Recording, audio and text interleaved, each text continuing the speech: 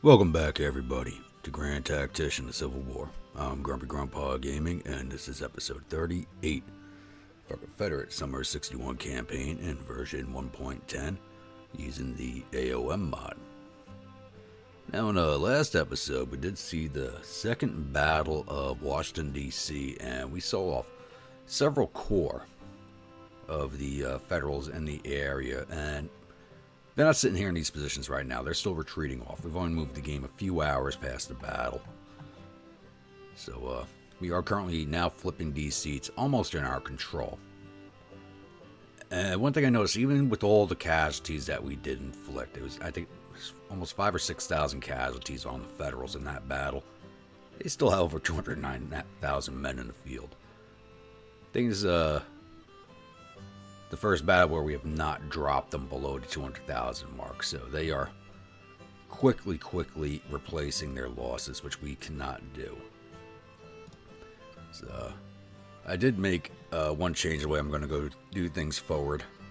I was saving subsidies for the Confederate muskets, but I was looking at all my armies. I have very few brigades left with low-end weapons. So I'm not even trying to produce weapons anymore. So what I did do is I took a point in recruitment offices. And I'm going to keep pumping into recruitment in order to get my numbers up. So let me advance the game an hour here. But I just took that, so I want to see if there's any change in my recruits available. Alright.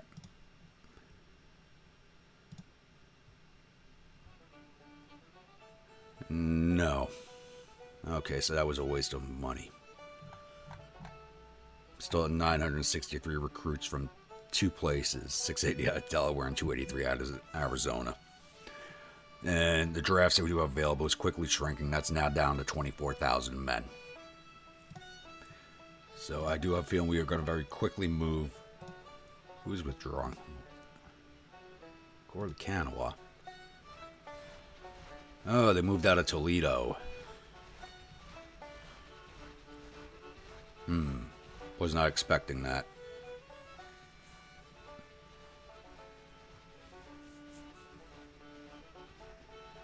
Was not expecting that at all. Because he's in the orange, you can't... He should have been able to fight, but I don't think his morale... No, his morale's unstable. It's at 21.3%. That's why he didn't stand and fight. Plus, he has no ammunition or food. Alright.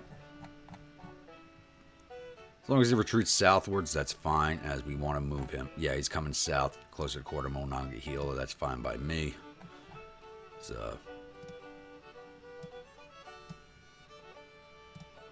we need to get our troops gone. So I need to get out of Ohio and back into Western Virginia over here. That's a little distraction. Alright, so over here in the east, I am thinking of, once I'm flipping DC, moving into Annapolis and pushing the Corps. I was thinking of pushing the Corps of Potomac into Frederick, but there are too many federal forces over here right now for me to even think of doing that. So I'm hoping to maneuver the Corps of the Shenandoah in a way that will keep everybody connected. I'm not sure if I'd be able to do that. I might have to move them into Frederick first so I can place Lee's Army in Northern Virginia headquarters there in order to keep the two corps connected. That's probably what I'm going to have to do next, is move on to Frederick with the Corps of Shenandoah next, instead of Annapolis. So I really want Baltimore, because that's a 10th level city, which is as big as they get, and that should be a big morale shock to the Federals. Alright, now coming back over here to Ohio. Like I said, we are trying to extract our forces out of here. Was not expecting the 1st Corps of the Army Tennessee to come out of Toledo anytime soon, but here they are. They just forced off the Corps of Kanawha. And they're retreating down here to, what is this town? Bucyrus. And Corps of Monongahela. I had him on scout, or he's getting new orders to come off scout and just go to general movement, so I can move him a little faster.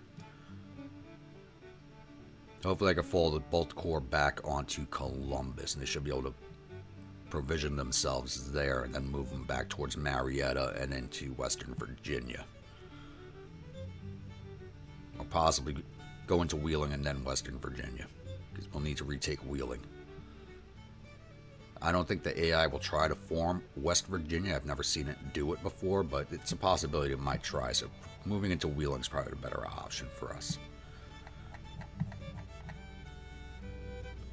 And over here in Far West,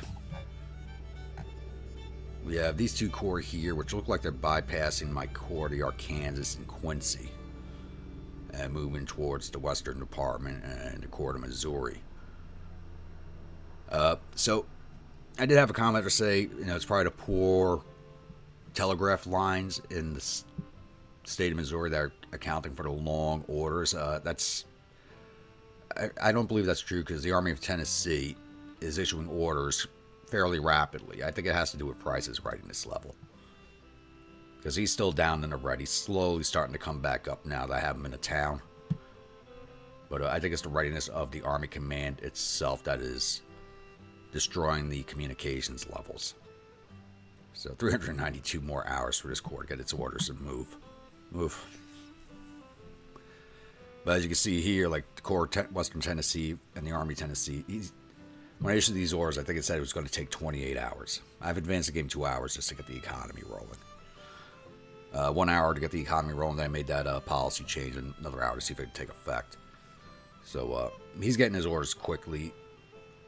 Western Department's not issuing orders very quickly, and I think that has to do with Price's readiness.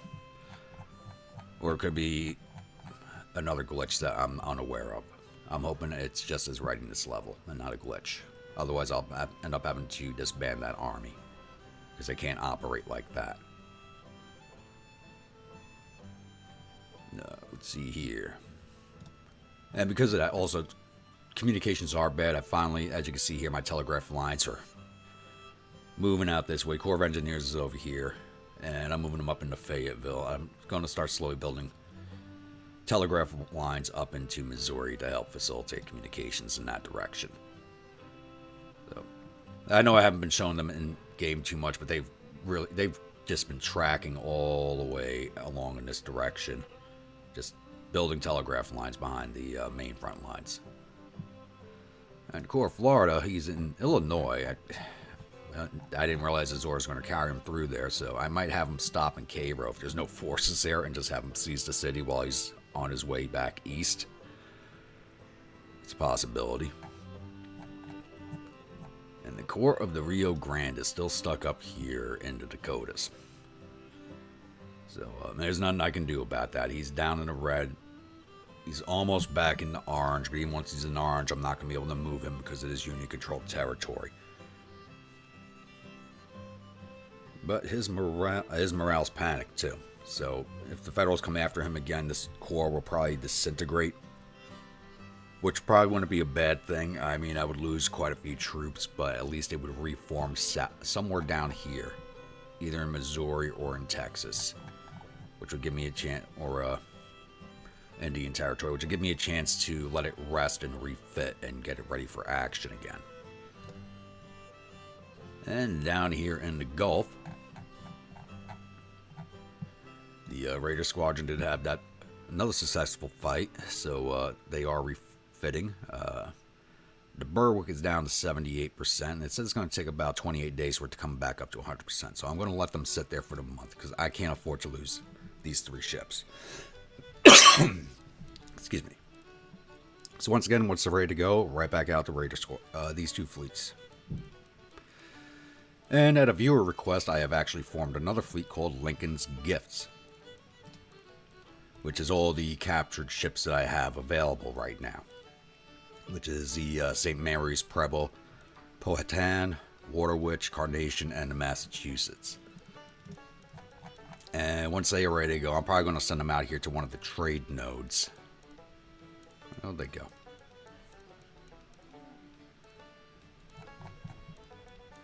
I'll send them out here to one of these trade nodes to start raiding. Probably the Spanish one, because they have the best trade with the Union.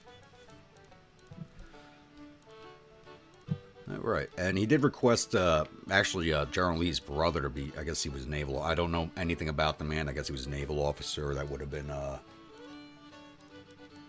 Sidney Smith Lee. as a commander, but he's not available in the game as a naval commander. So I did put Baron in charge of it. Alright, that should cover everything. And I'll be back once something else happens. That did not take long at all. It's only about 4 hours further on in game time. And it looks like the Army of Tennessee's caught Jackson's command. And they're drawing in the Corps of Monongahela under Johnston. So, going up against Weitzel again, who has been a thorn in my side the last few times. He's won both battles that I've fought against this man, so this is turning into a grudge match between Jackson and Weitzel. So, this should be another interesting one. I didn't think this fight was going to happen. I thought Jackson's headquarters was going to retreat out. And they're actually advancing faster, and my forces are retreating. Because he's supposed to actually retreat in that direction. He just advanced past his retreat path. So, they do have a slight numerical superiority, but not a big one. They got 16,880 infantry, 0 cavalry, and 62 guns to my 13,400 infantry, 977 cavalry, and 43 guns. So I will probably try to fight this battle defensively, as I need to knock this corps back a little bit. So I give myself some breathing space to get the hell out of this state. So I'll be back after the load screen. Welcome to the Battle of Wabash and Erie Canal. So we have issues right off the bat. Normally, when you come onto the field with an Army command, the closest available corps is, I could say, teleported by the Enterprise onto the battlefield for you, so you have some forces on hand. That did not happen. Because the closest available corps is the Corps of the Canal, and they are in retreat, I have to wait for the Corps of Monongahela to arrive, and they are 21 hours away. So it's just Jackson and his Lifeguard Brigade on the field. So I'm going to try and keep them out of action for the next 21 hours. Hopefully I can just evade the Union for that amount of time and wait for the arrival of my other corps, which should be coming here along this road right up on the objective point, which I'm not very happy about, because the AI can just seize this point and then set up defensively, and my troops arriving on the field will just be nailed in the face. So I'm not liking this scenario. But we're going to see what happens. Because who knows, maybe they'll seize this point, and my forces will be forced coming down here, which will take longer, but it might be better for us. I don't know. So I will be back once my other corps arrives on the field. Alright, so, yeah, I didn't have the chance to show you guys what happened here. So, while attempting to evade the Union forces, I was running from one brigade and ran into another. And my other corps was only about an hour from arriving on the field.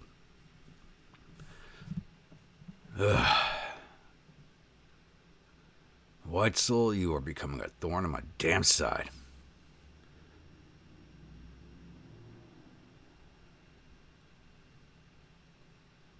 Oh, man. Alright, so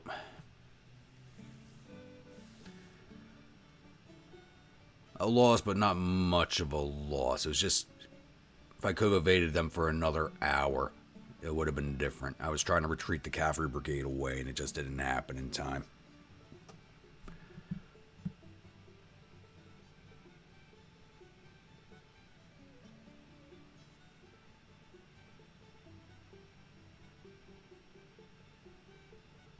And it says Lieutenant Colonel Coulter is fallen in disgrace, but he was actually killed in the second volley. So, on top of being killed, his name is now Mud.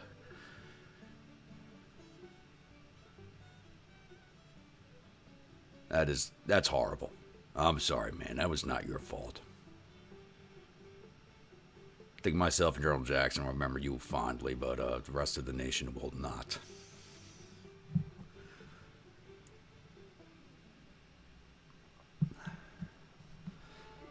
That was bad.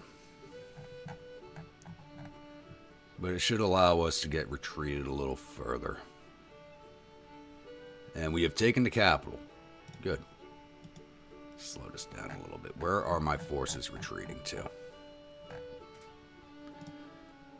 Alright, Quarter Canal is now tracking this way.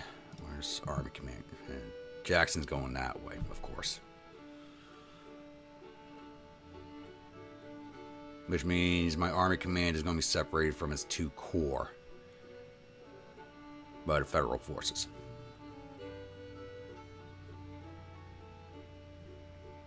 Now let's let this roll off, because and we have another fight. All right. Oh, good lord.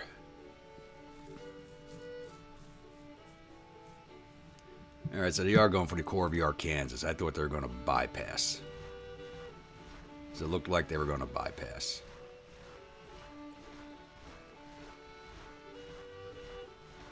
His morale is not good. Says low ammunition, but he's got ammunition. Oh, he's got plenty of artillery ammunition, but no rifle ammunition because he's got no guns. Those guns I had on the way to him, I don't think they've even arrived yet.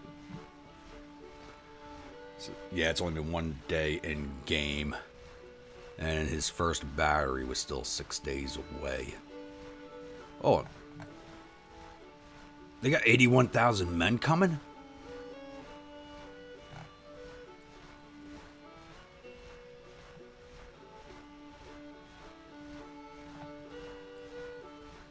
What brigade? Oh, hell no. Hell no, no, no, no, no, no. We are withdrawing. We cannot take that on. Oh, hell no.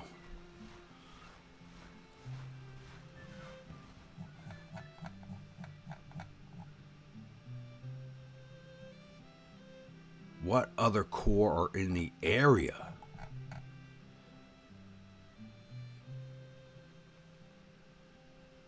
Army of Indiana is 17,000 men. So there's other forces in the area that I do not see.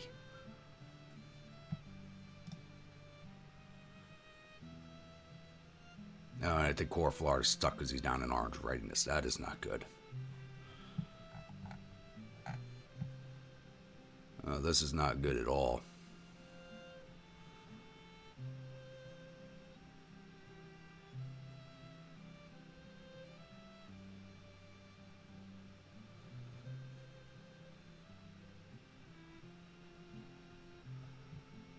Alright, I need to try and get Corps of Arkansas back across the river here at the ferry and into Mexico City.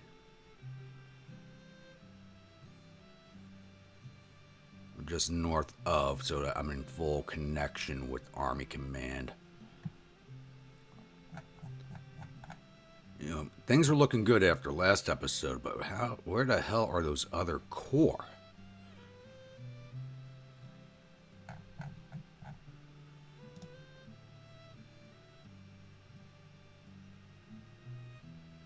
Let's go take a look at Washington. If that area is clear, I'll move the Corps to Shenandoah at the Frederick. These guys are still retreating out.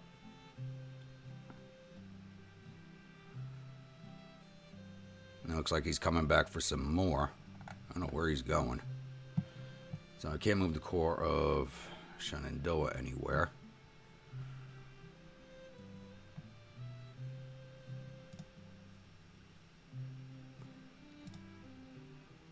Alright, Jackson, head down to Lima.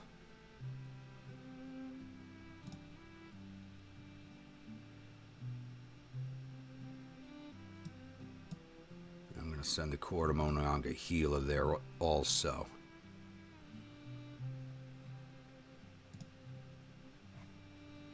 I'm using all my rail capacity already. Yeah, Corps Western Tennessee is using it. In position, alright. Come back this way. 183 hours to get his orders, but it's better than the other Corps. Oh, Lord.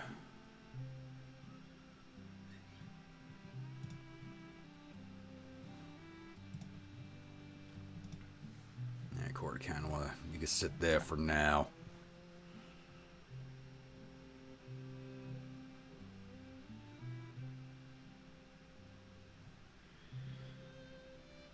Morale's at 18%.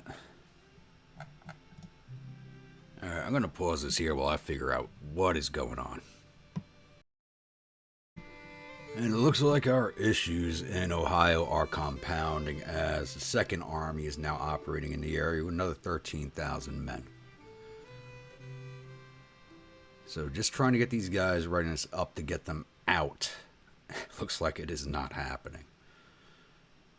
I need to start retreating these units down to Columbus and tracking east again, but it's turning into a massive issue. And the Union is running roughshod through Western Virginia. Army Ohio, 1005, 2nd Corps, Army Kentucky, another 19, and they are tracking towards Corps of Potomac. Now it looks like Maryland's clear right now,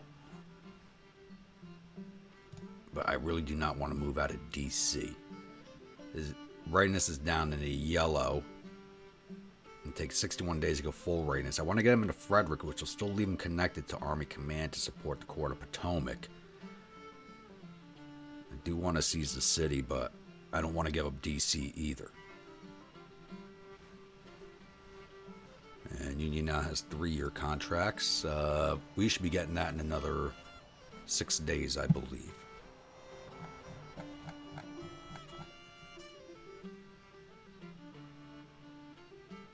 And they marched right past us. Okay, good.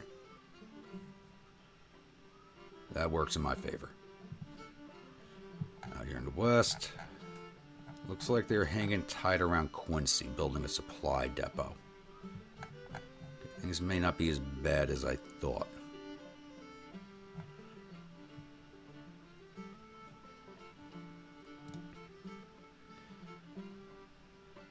His readiness is coming up very slowly. 42 more days. Yeah, things are happening and happening quickly. I don't think... Hopefully we don't have anything happen until after December 1st, but we'll see. I'll be back. Alright everybody, we've actually made it through to December 1st without any other actions. So it's time for the monthlies. Before we do that, we're going to go back over the map to update you guys on everything.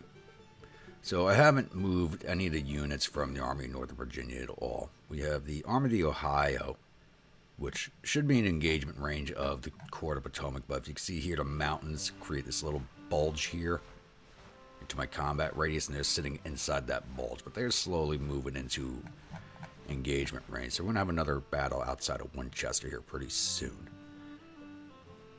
The Federals abandoned capturing a Wheeling, and I don't know why. Though they can move the Army of Occupation in there any time now just to retake that. But they have taken Grafton. And they have taken Charleston. So I am retreating Jackson's army out of Ohio in legs. So I managed to get the Corps of Canal down into Columbus. But they went down into red readiness while doing so.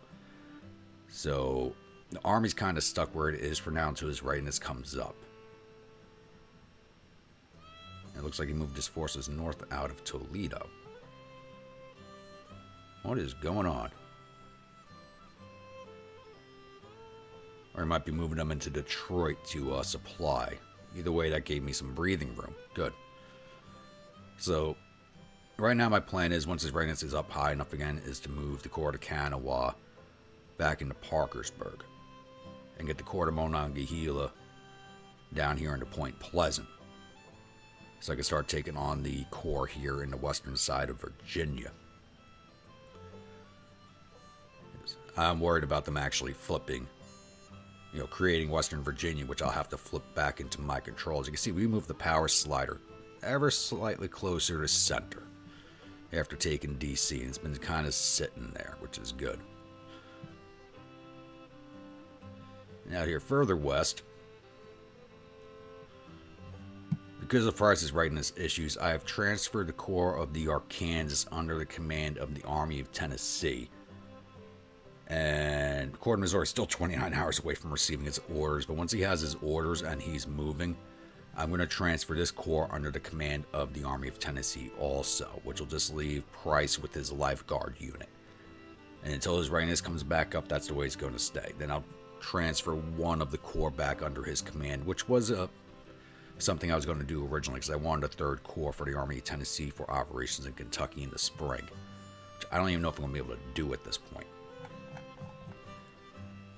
And up here in the Dakotas, Corps of Rio Grande, I can't move, and the Federals have not moved on me either, so their army's got to be in as bad shape as ours. It shows them only having 20 casualties now with 6,000 men, which is double the size of my force. But he's stuck here. The only thing I can do to get him out of this is disband the Corps completely, transfer all the units to another command, and then reform the Corps separately. Which I'm a little leery of doing, but I can do it. I just feel it's too very gamey thing to do, and I don't want to do that. These guys done building that telegraph line. Yes. I'm building that one here at this crossroad. Alright, and the Corps of Florida has made it into Tennessee, and I have them following the river now to head down into Chattanooga, and I'm going to start tracking them back, as I said, to take on Fortress Monroe. Which will also give me an opportunity I didn't think of earlier. Once I take down Fortress Monroe over here, I can bring them back up here to take down Fort Washington, and then capture Annapolis, take down Fort McHenry. So I can actually use this Corps to start reducing Maryland without having to move the Army of Northern Virginia. And I may actually end up attaching him to Lee's command. And that's where they all ran to. I didn't see these guys a little bit ago. So they're all out on the peninsula right now. So there's federal forces all over the place, but I'm sure the AI is thinking the same thing about us, as we're kind of all over the place too. Alright. And the Raider Squadron should be ready to go at this point, I do believe. Oh, he's at 88%. He's still not. Another 6 days until the Berwick's repaired. Okay. That's not bad at all. Alright, now it's time to go over to monthlies. Oh, and we did pop off on Militia Act 3. And what a difference. Let me show you guys real fast here. We now have 22,000, almost 23,000 volunteers available. Not from very many places. See, we got 411 out of Arizona, 1,100 out of Delaware, 158 from Florida. Doesn't do me any good. 5,600 out of Georgia, 2,600 out of the Indian Territories. Only 69 in Kansas, really? A little over 3,000 out of Kentucky. 1,700 out of Maryland, but their support's at 46, so it's not something I'm going to use. Another 3,000 out of Missouri, another just under 800 out of North Carolina, 2,200 out of South Carolina. Another 1,700 out of West Virginia, which doesn't exist as a state, so I really don't understand why they do this, but it is what it is. So our crisis is coming down. It's just a matter of getting the draft running again so I can get the replacement pool running again. Alright, now that is out of the way. Economy. Current rating is A, which is good. Our liabilities amount to 115. It should be much higher than this, but that reset did reset everything. Current economy cycle is contraction, which I don't understand considering most of our Gulf ports are not blockaded anymore.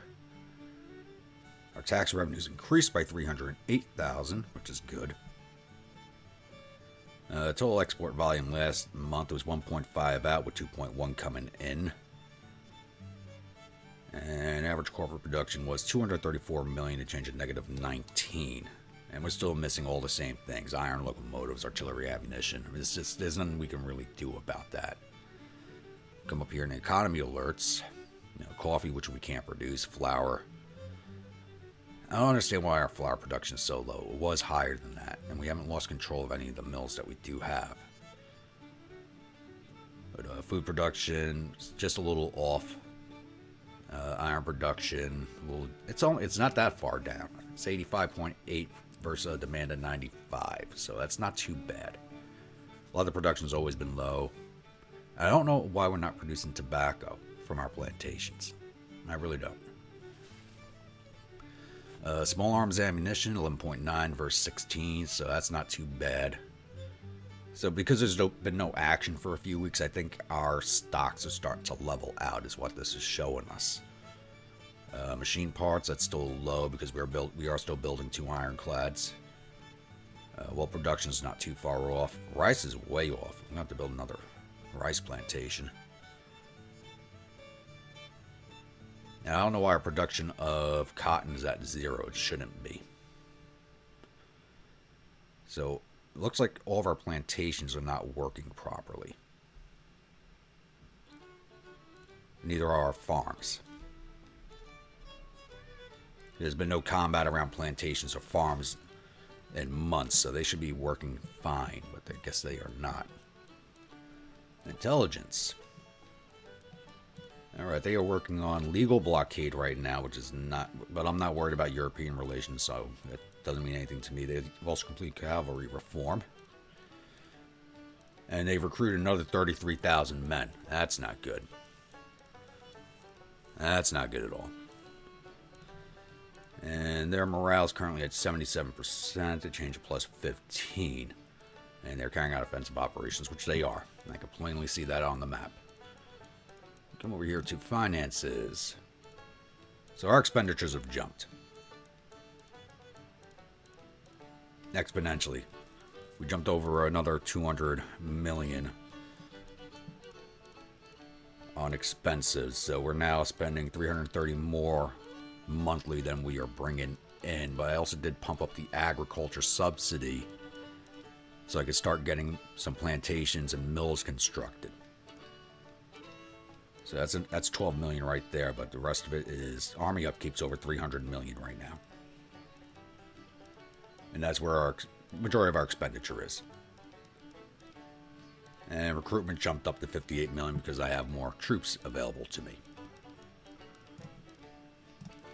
Strategy-wise, their national morale is down to 70 compared to our 92, but their national support's still much higher than ours at 91 to our 79. The morale of their armies is about equal to ours. They now have 212,000 men in the field to my 190,000. Naval tonnage has jumped up to 190,000. I really don't understand why they keep building all those ships. They don't need them. Not using them.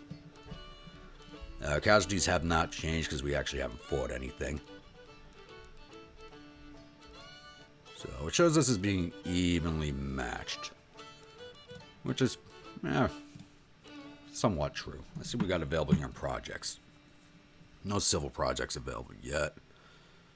And I don't want any of these. Don't need them, don't want them. Once again, like I said, I'm trying to save up for the manufacturing stuff. I'm trying to get our economy running a little better. So, like I said, I'm not even going to go for Confederate rifles anymore. I don't plan on recruiting any more units. So, I did pop off on recruitment officers. I think the next one I want to pop off on is military education, because some of these brigades, for as long as they've been fighting, are not leveling at all. So, getting the education reform in order to facilitate these soldiers getting experience. I mean, training manuals. The other one is for the military academies. Training manuals so that these soldiers start getting more experience is a priority, because these guys, they're just not leveling at all. Some of these units have much higher levels than they do.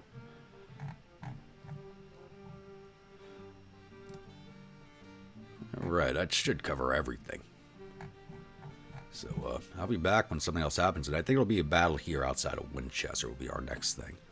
But I was wrong on that count last time, so like I said, I'll be back. Alright, it's now December 6th in game. I do have forces moving around all over the place, but the Raider Squadron is ready to go again, so I'm going to give them raid orders, see if we can't do any more damage to these two fleets down here.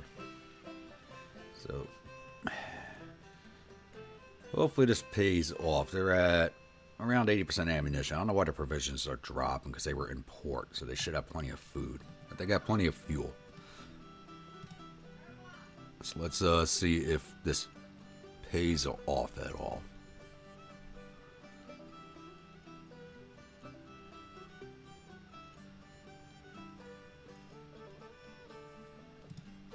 And they retreated right out. What the hell?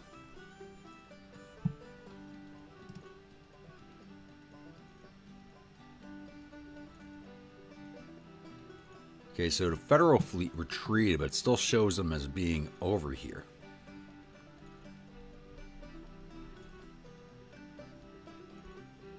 Do I need to move them in for... Alright, they're back up to 9 ships with 0 disabled. That's not good. And they're at 10 with 3 disabled.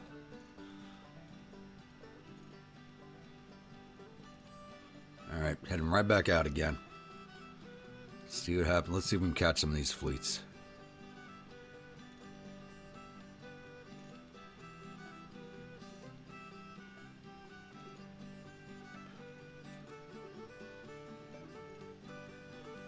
Come on, catch some of them.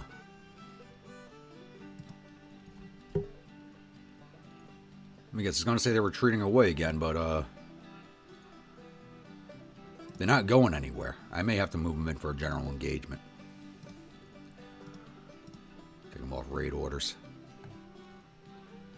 I may have to put them in for a general engagement, which I don't want to do. 129 guns. Against my 16, even though they're ironclads. I'd like to wait for the other ironclads to arrive, but they're still over 200 days from completion. 204 days from completion for the Atlanta and the Georgia. Alright. In other news, I did fully transfer all the Corps out of Price's command. They are now in the Army of Tennessee. So Price only has his Lifeguard Brigade of Cavalry with him at this point. Corps of Eastern Tennessee is still fully detached as their readiness is still coming up. So once I can get them back up and move them towards St. Louis, I'll put them back under Army Tennessee Command Aegis. Did these guys leave?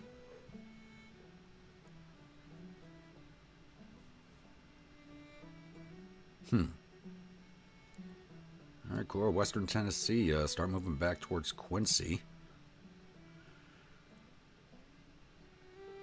It looks like they might have left. And does this supply depot have anything in it? Not really, but I can use whatever they have. Alright. Where the hell did they go?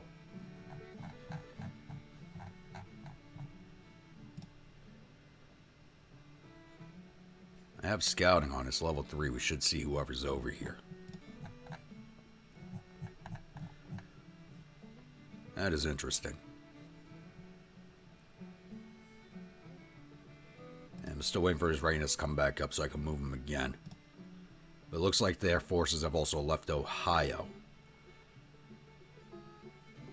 So I'm wondering if I can winter where I am in place and then try to retake those cities again. But I think that might not be a good idea. Oh, and the Corps that was here moved into engagement range of Corps of Potomac, then retreated out. So, because they tracked across the mountains here, they probably had 0 morale and readiness. So I'm happy to let that stand as is. And the Corps of Florida is now over here, outside of Jonesboro, and tracking towards Raleigh. Once they're in Raleigh, I'm going to let them sit for a little bit. We're in Confederate controlled territory, so I can move them around in the red. So I may just move them up to Richmond and Prepper and let them finish wintering there so that we can move on to Fortress Monroe as soon as they're green. Alright, I thought we were going to have some good naval action there, but another disappointment with the navies. They're not going to stand and fight. So, I'll be back. Alright, that did not take long at all. The Corps of Western Tennessee has moved into Quincy, and even though we couldn't see them, they did still have some forces in the area, not as many as they did. They don't have over 80,000 men there anymore, thankfully.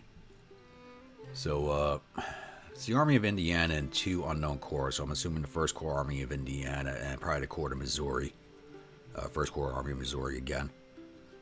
Under the command of Canby. So they have 34,309 men in those two corps with 1,800 cavalry and 84 guns. So we are taking them on initially with 23,654 men and 21 guns in the Corps of Western Tennessee. Army headquarters will be on the field, even though it shows them as 52 hours away. But the other two corps, the Corps of Arkansas and the Corps of Missouri, are both 52 to 51 hours away each. Though we should be able to do this just with what we have. So, as the AI has been proving lately, when they do have numbers advantage, they have been being aggressive, so hopefully we can use that to our advantage. So, I will be back after the load screen. Welcome to the Battle of Quincy. So, we are attacking. They are defending the railroad crossing here. Not one of my favorite maps to attack from, but once again, they do outnumber us, and the AI has been showing themselves to be aggressive. And my reinforcements won't be here until probably the start of day 4. So we have an 0800 start time, so it's already moved us forward one day or a few hours into the next day. So yeah, I think the engagement began. No, it's December 9th, so it's showing 0800. So probably won't be day 4 until my other two corps arrive. So what I want to do, just in case they're going to be aggressive as they've always have been, is I want to move the corps forward onto the Stony Bluffs here, as they might cross at this railroad bridge or cross at Till's Ford here to come at me. So I want to be set up defensively on these bluffs, the infantry down on the low ground, the artillery set up back on the heights to fire over them, hopefully. So, and if they come at me, all the better, as we'll just be able to lay into them. But I won't be able to set up any type of defensive works until day 2. So I'm not building breastworks anymore. They are just proving to be a trap. And I'm losing too many men when using them. So I believe that's what I'm going to do. Get my army in a move and get set up along the bluffs. And I'll be back if we receive any contact. Alrighty, it's almost 1000 on first day, and we have spotted the Federal forces, and they are actually not being aggressive this time. It looks like they've decided to set up breastworks on the far side of the bridge. All the rivers are frozen, so it doesn't really mean much because we just cross over them, and they actually built these 2 pontoons over here for us to use. So I don't know why the AI does that, but whenever they're in a range of pontoons, they build them. So I'm actually thinking about using that to our advantage. As we are on the attack, I'm not sure I want to wait the 3 or 4 days for my other corps to arrive, as this ticker is working against us and does affect our morale. Problem is, their morale is much higher than ours. Ours is at 48, theirs is at 65, because we are across the river in Quincy, in Illinois, which is Union-controlled territory. If this happened on the other side of the river, it still probably would have been called the Battle of Quincy, but we would have been in Missouri. So basically, we're on the Missouri side of the river right now. Basically what this map is. Even though this is a Springfield map, you could essentially say this is Missouri and that's Illinois because of where the battle is being fought at a river. So, how am I going to tackle this?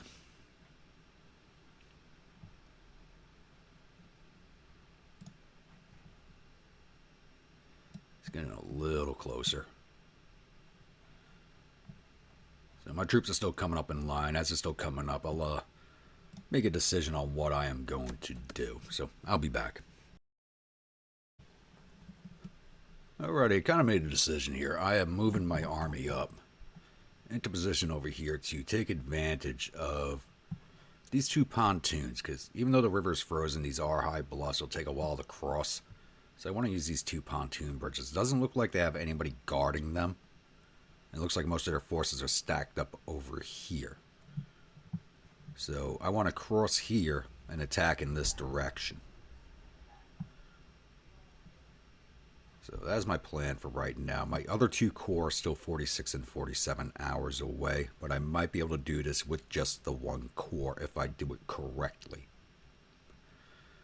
So I do have all of my forces on the move right now, heading in that direction. It's 14:30 in game, so there will be nothing happening on this day, as we will be losing the daytime soon. So I'll be back probably with the day 2 start, unless the federal AI gets aggressive on me. Alrighty, we have moved on into day 2. It's 0800. Still a little dark out because it is the winter. So I have moved my forces forward. I have all 4 of my infantry divisions stacked on the left, getting ready to cross here where the 2 pontoons are. But like I said, the river's frozen, so it doesn't matter, but the pontoons should facilitate the crossing.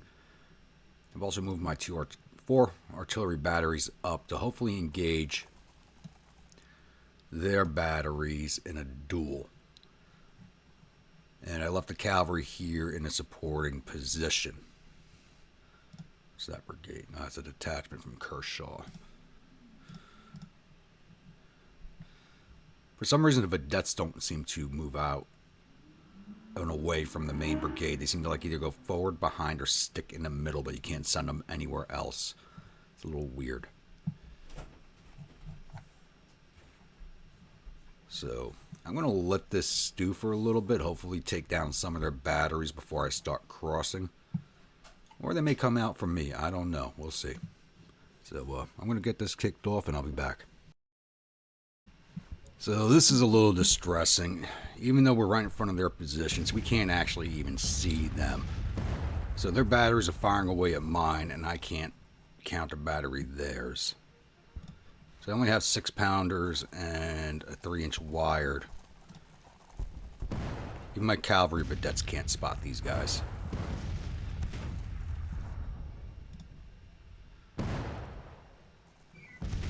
So we should be able to see, if anything, fire at the damn smoke. So I got to pull these artillery division back. They're not going to be able to do anything.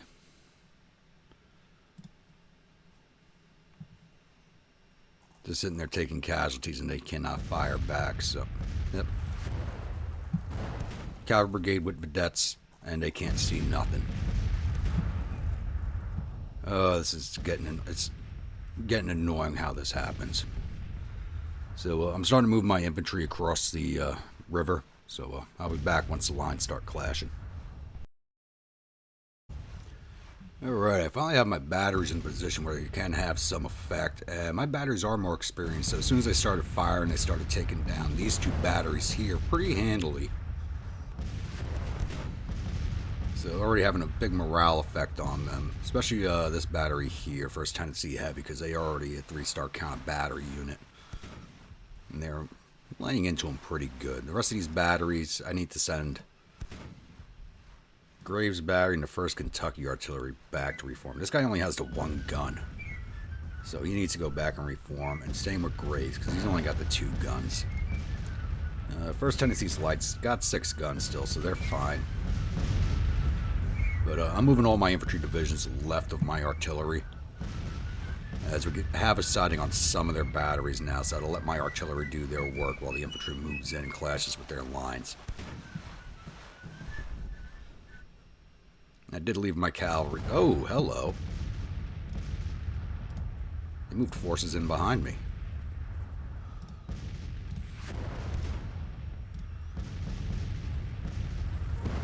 This I was not expect. Oh, what the?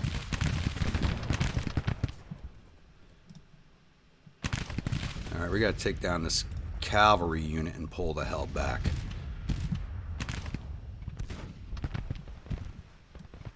You guys Let's get over here.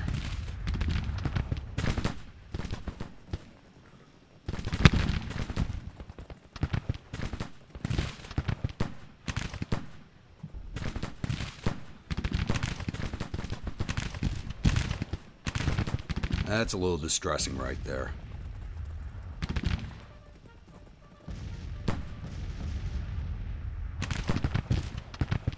Yeah, it's more infantry than I have cavalry. Oh, there goes that battery. Good. It looks like they're marching away from my infantry line.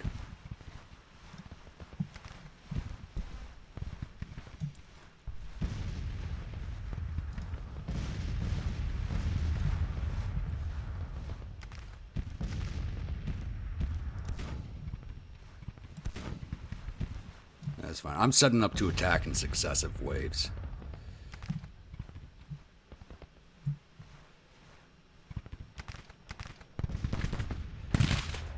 Good. See off that cavalry so I can get you guys the hell out of there.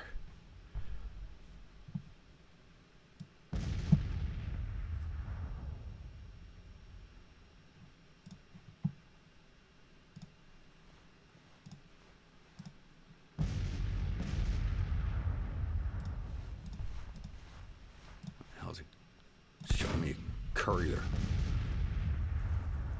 There's the life card. There it is.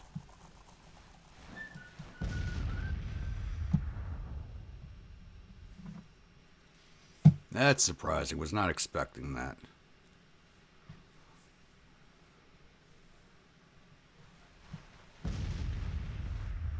Let me see off that other battery also. Nope, there it is.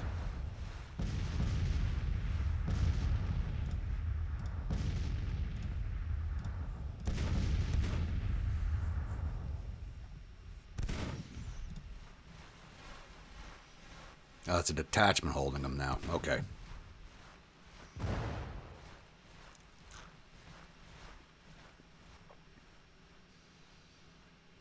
So my casualties are high because I had like 300 men run overnight. Otherwise, most of that is actually from their artillery fire.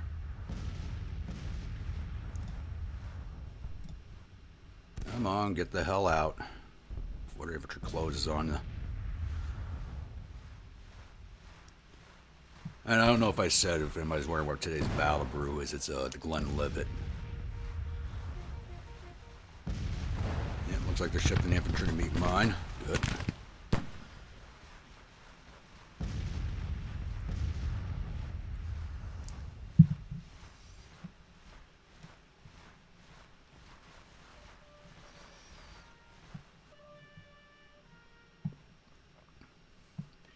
Those other batteries still in range of mine. Yep, alright. No, they're firing at this one right now. I don't need them to be.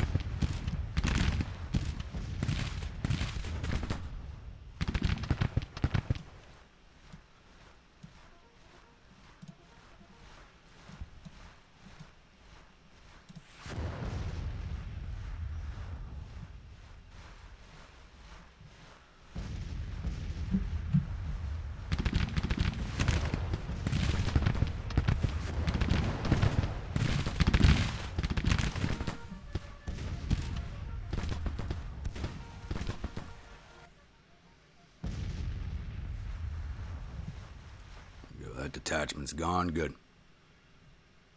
These guys level? Yeah, a little bit.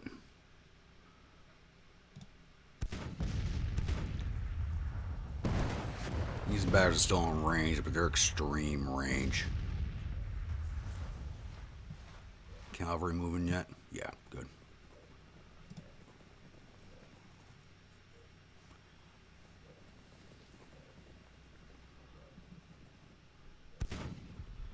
And engineers are too.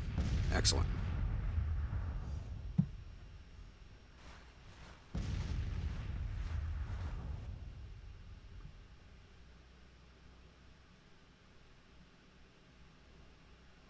Hopefully I can pull this off.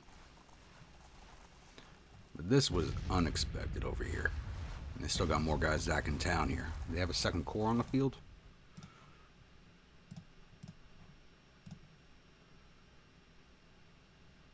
Yes, I do have 2 corps on the field. Alright. Forgot about that.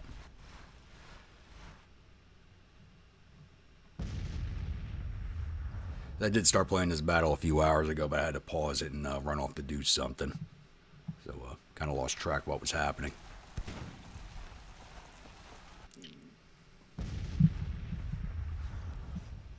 I really shouldn't be sending in an attack, but my other 2 corps are still over 2 days away. They are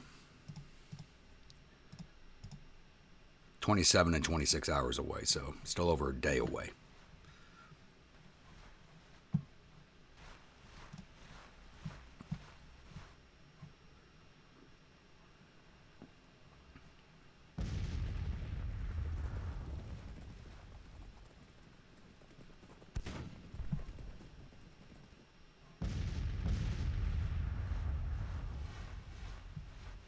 As you can see, now our batteries are moving off.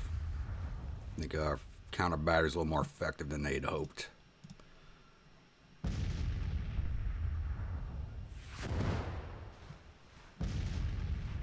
Well, these guys have counter battery orders. Why are they firing at an infantry division or infantry brigade? Should be firing at this battery over here.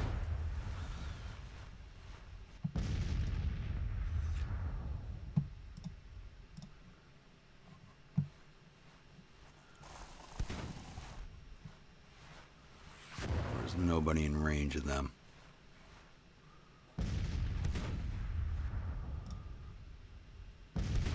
Fire at that battery. Take the batteries down one at a time.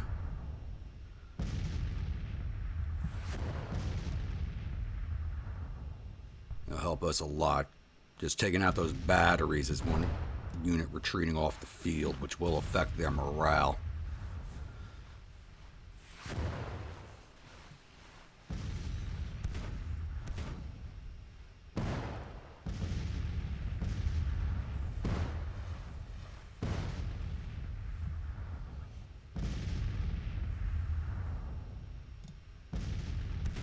As soon as these guys are in place, I'll start moving the Alabama division forward.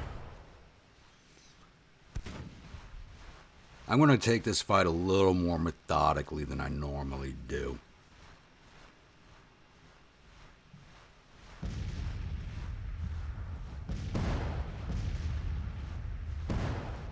Give yours fire at the artillery, don't fire at the damn infantry, it's a waste of ammo.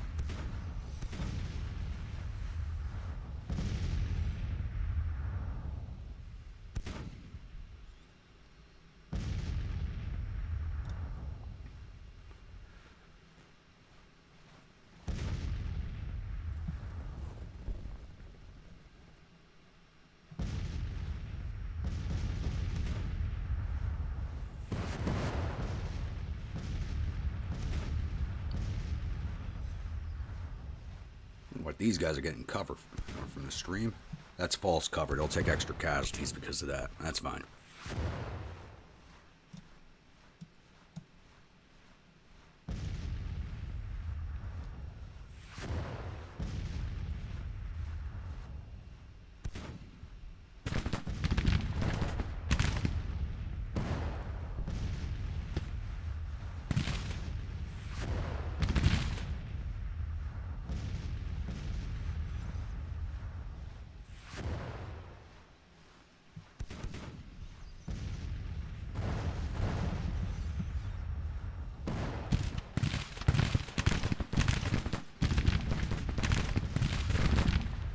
Now they react. I don't know what the AI was doing right there, but they waited until these guys were firing at them in order to start moving. Here, the Jaeger Corps. Already at 35 losses. Probably attrition overnight and some artillery fire.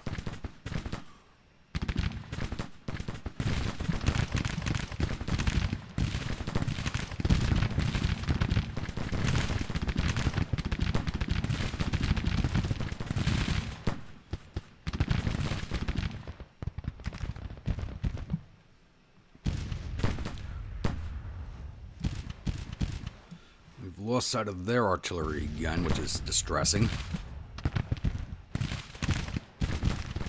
There we go. They keep popping in and out. That's just annoying. Should rip this brigade down pretty quickly.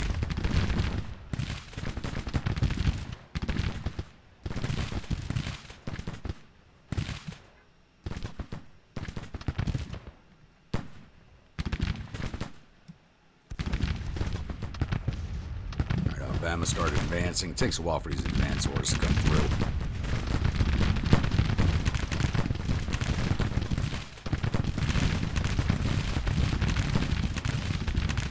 I got another brigade coming in. That one's ready to break. Hopefully we can get this on a morale victory.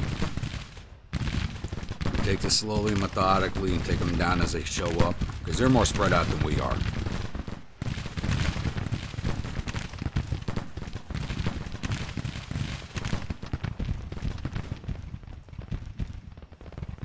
Let's get you guys over the river. Now they're out of harm's way.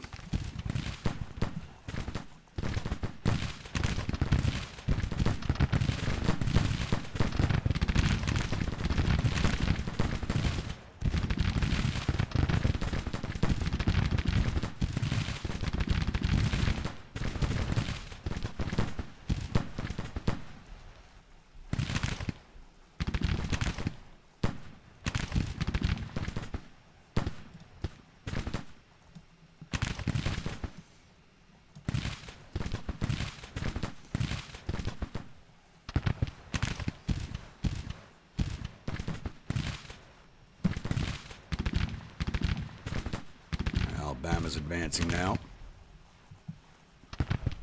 Next will be McBride. I thought I renamed this division.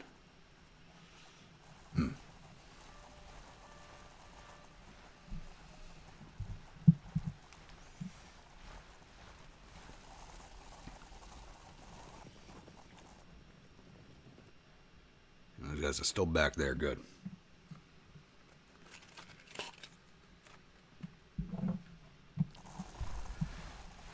If I could break enough of these brigades singly, I'll be good.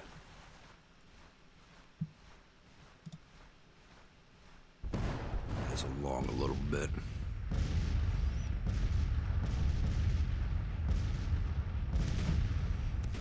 And they're falling back forward of me. I'm just leapfrogging the divisions so they all get a little bit of action. Nobody takes too much at one time.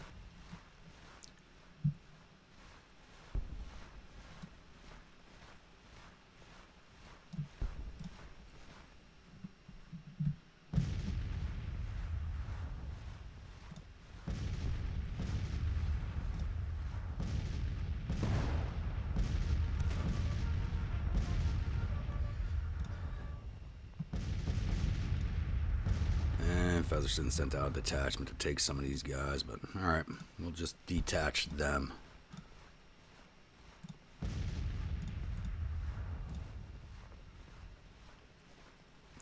Division commander is... I got 2 arguing division commanders. That's not good.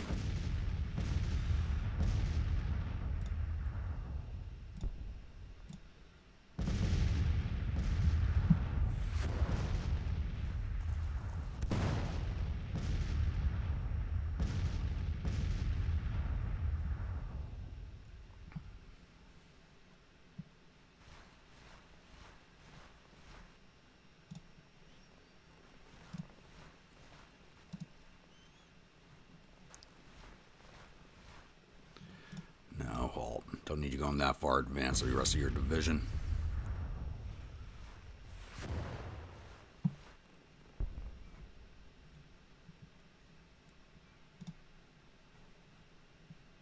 Shouldn't be waiting that long for orders.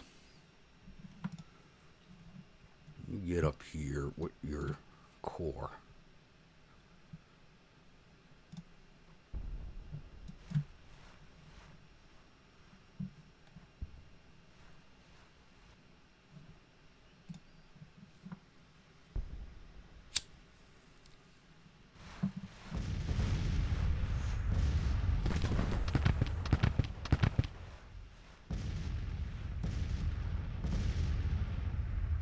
Fall back. They probably have Springfields. We still have Enfield, so they got a little bit of a better range than we do. Oh, he's got a perk. I love the sharpshooter perk. It gives him much better ranging with lower class weapons.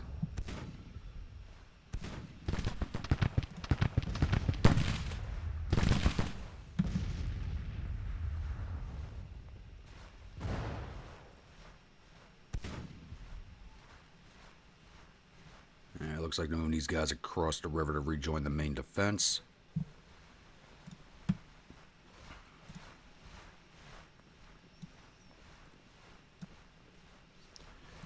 Move these attachment batteries somewhere where they can be effective.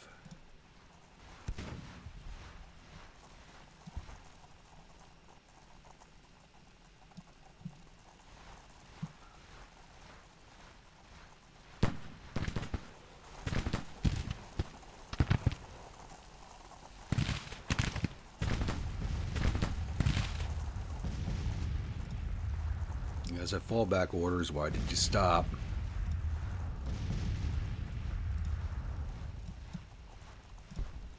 There is a glitch going on here.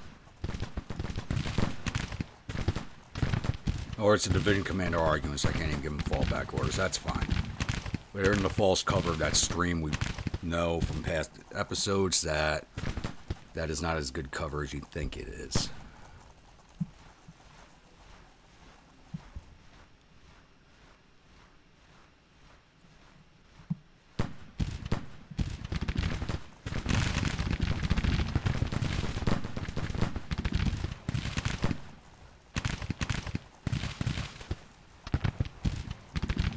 Yeah, almost bringing the casualties up to an even level now, which is good. And that brigade looked like it's coming from my flank. So you still have vedettes out? No.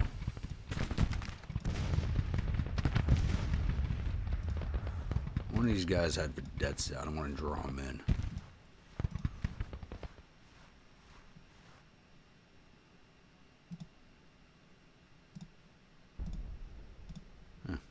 Nobody has them out anymore.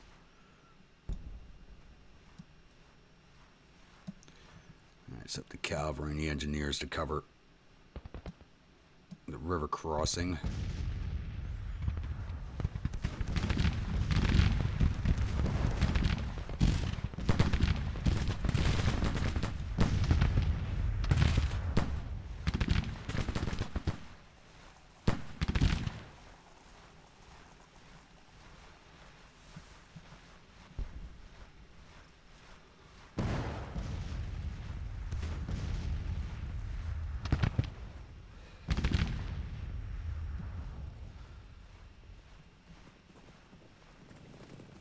And they are crossing right there. Okay. Fire at will. Thought they were going to cross here to rejoin the main defense, but looks like they're coming from my artillery.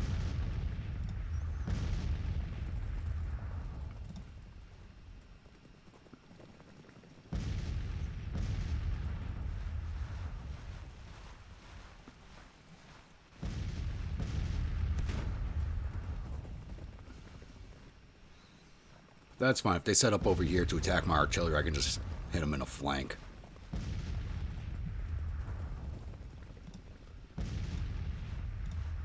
He's almost leveled.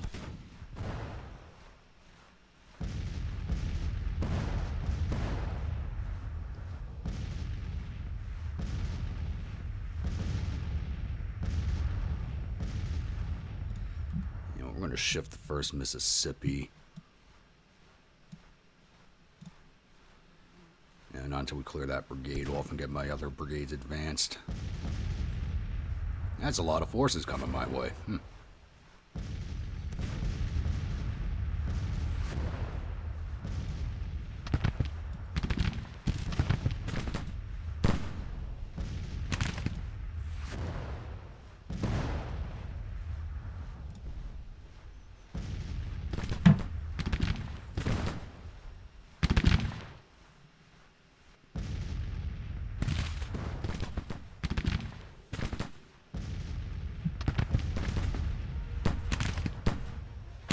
There you go. They're in range. Just start shooting. Stop. Don't cross in front of the other brigades. No reason to.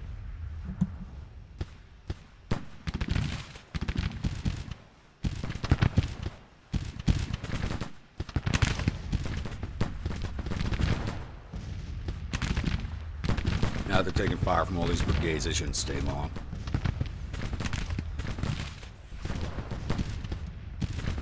Turn and face, go engage.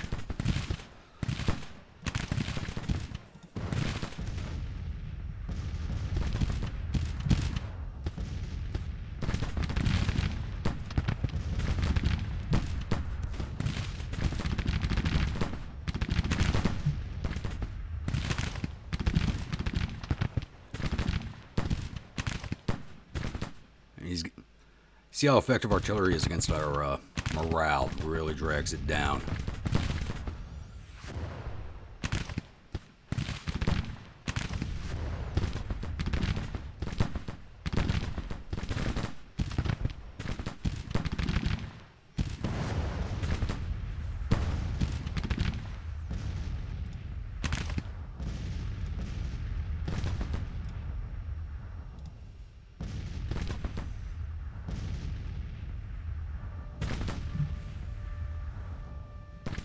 That brigade's seen off. Continue advancing. I'm shifting the 1st Division over to hand. Whoa.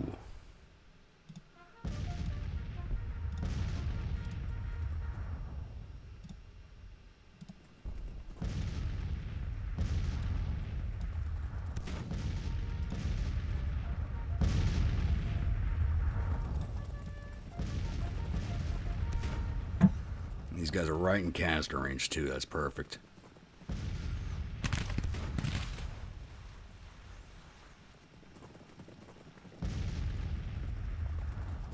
They're attacking me while I'm trying to attack them. This is just an odd fight, to be honest.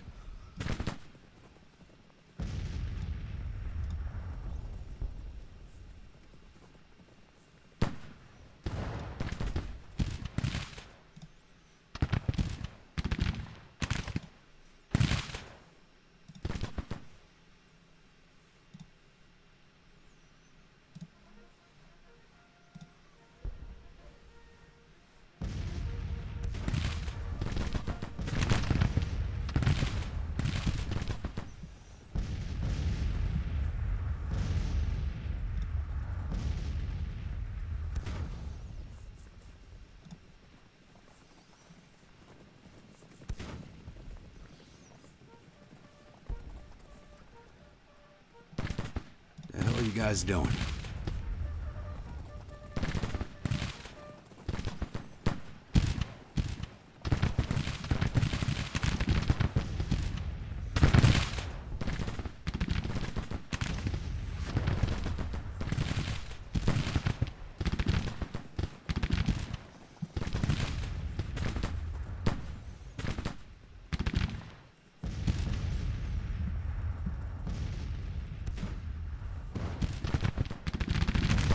My lines are getting a little confused right now.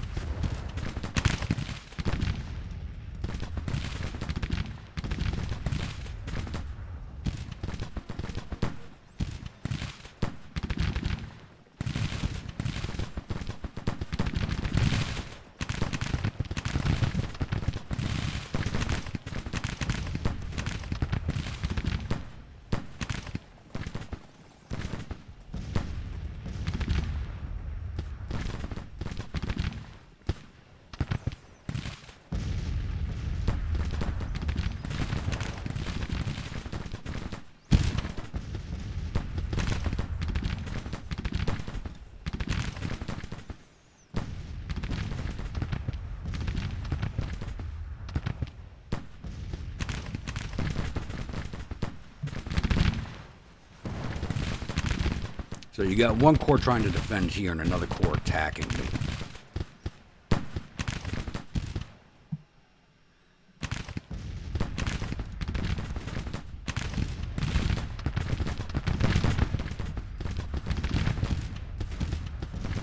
And the cavalry division commander is arguing with my corps commander. So I need him protecting the guns, and it's the last thing he's doing.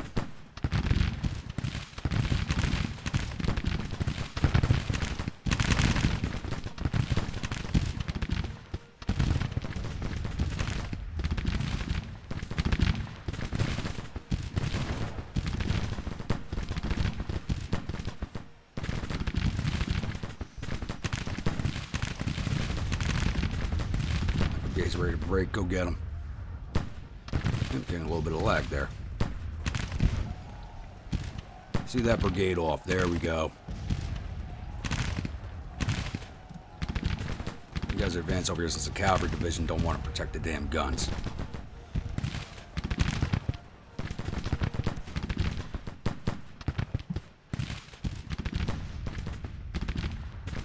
It broke. That's because they were taking flanking fire. Causing a little more casualties in them than they are to us.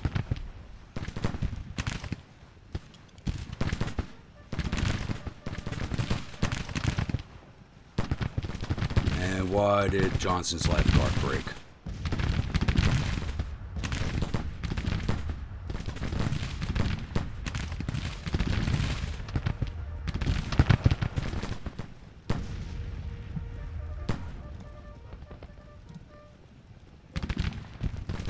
That damn brigade.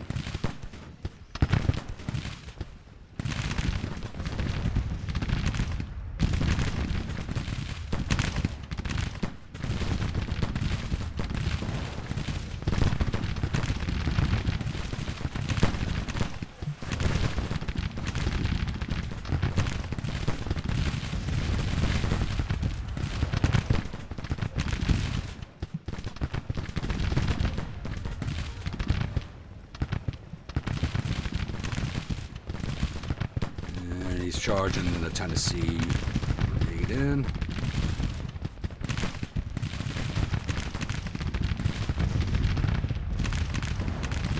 The cavalry division commander doing his own thing is really messing me up right now.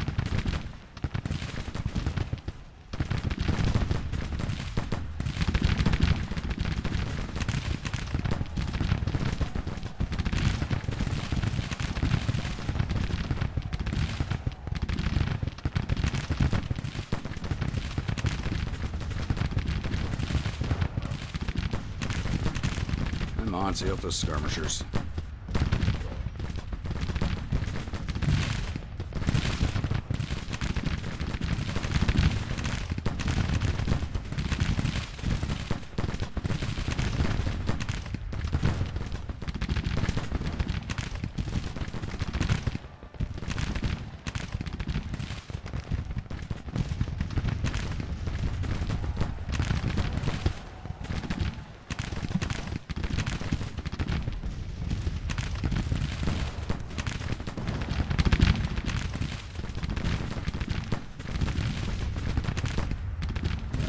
Pretty well. Damn cavalry division.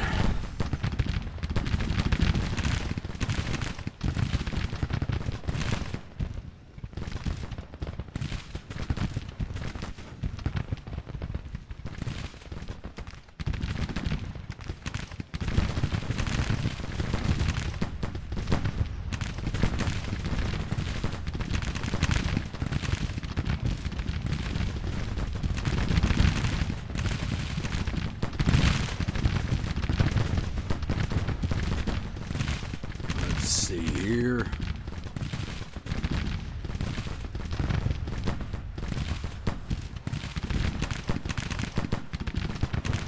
I'm gonna put my guys in their entrenchments.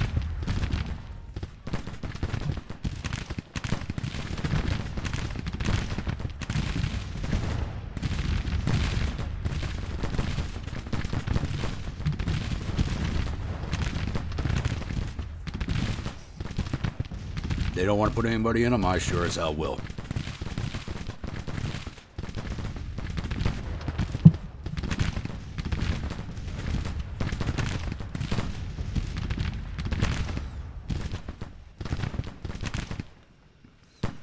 He's down to 7 guns, that's not good. He was my biggest battery. Graves lost a gun because he only had the 2 to start with.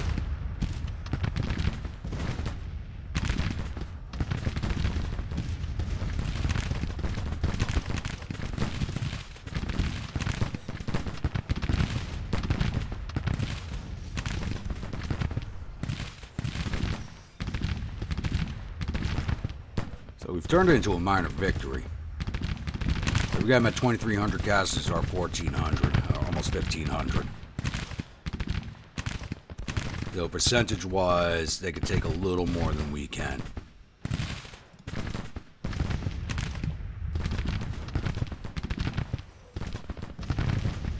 Let's see if we take out this battery.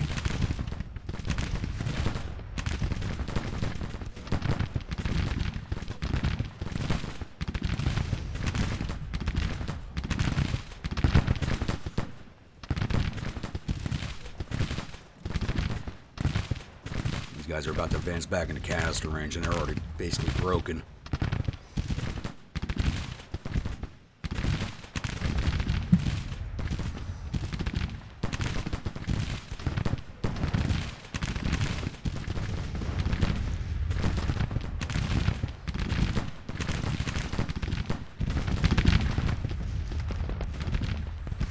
Huh, there's a 3rd Tennessee. Go get that battery.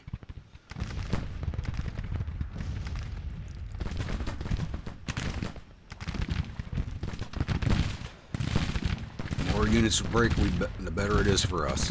Just got to drop their morale down.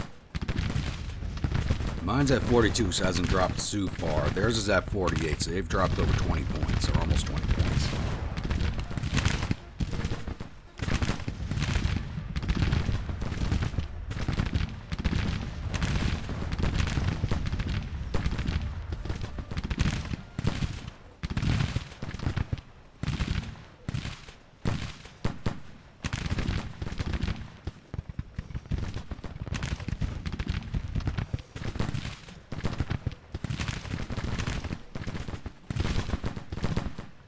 Getting rid of that battery will help us quite a bit.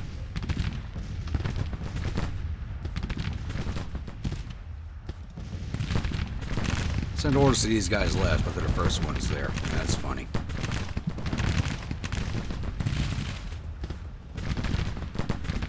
You know what? Right, you come join the fighting over here.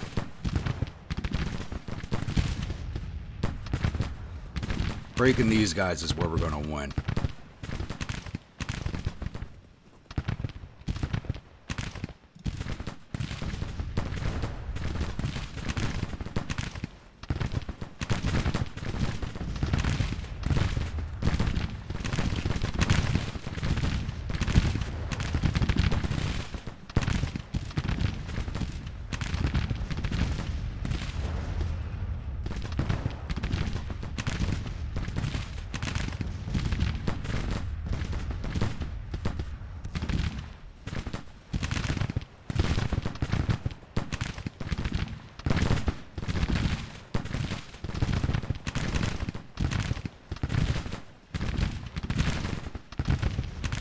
Catch that battery. Good, this core is breaking. And there's their army commander in front of all of them, so we're probably going to shoot his ass down. That'd be good for us.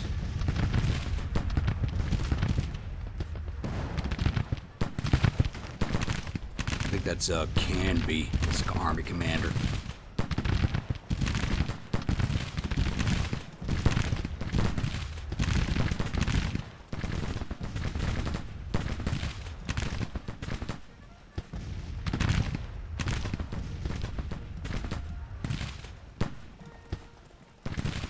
Guys are taking some casualties. Or the Orphan Brigade is. They've taken over 400 casualties, and they're still standing there. Good boys. That battery's gone.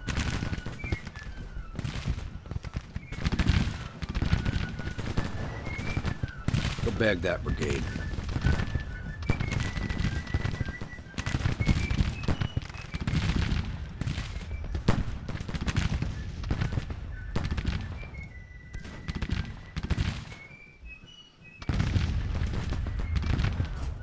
Now we just need to take this brigade down and then force in on the rest of those.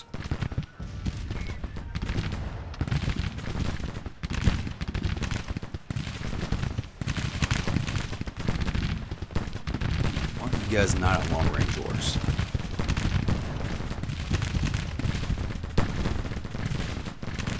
I think he was arguing with me too, and he's got a broken brigade. They were long range, they'd be engaging these guys while supporting these boys. There we go. exactly what I need to do. Fire into these guys and give them support. Yep, you got a perk. Very good.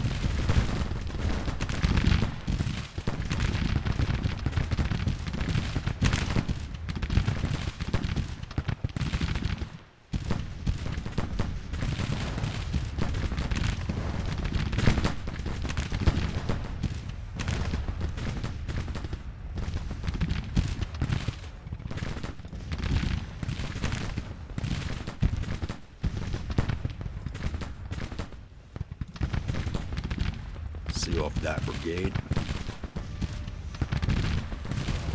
I'm at almost 2,000 casualties. They're 2,900.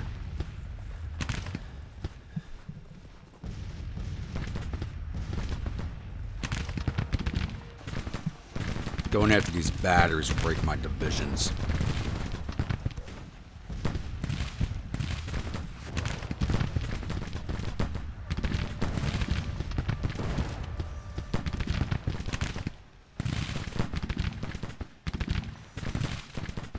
Seen that happen in the past. I do not want to repeat that.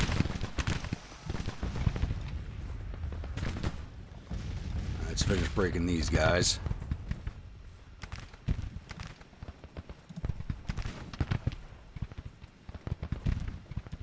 How you doing? Just get in the line and start shooting. Put those musketoons to work.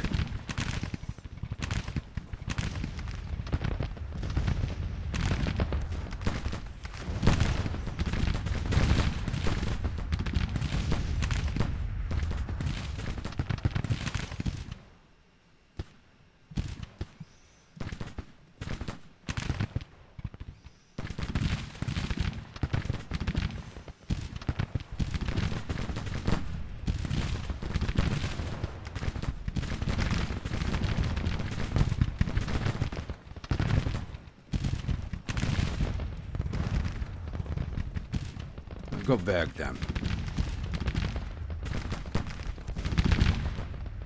Yep, they're running. Don't bag them.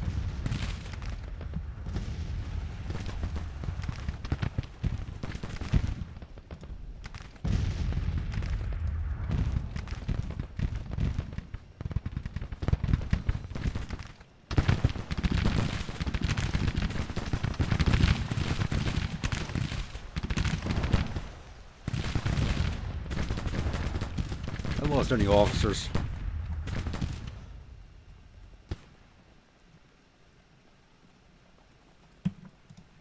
Not yet, but probably just jinxed myself by asking that.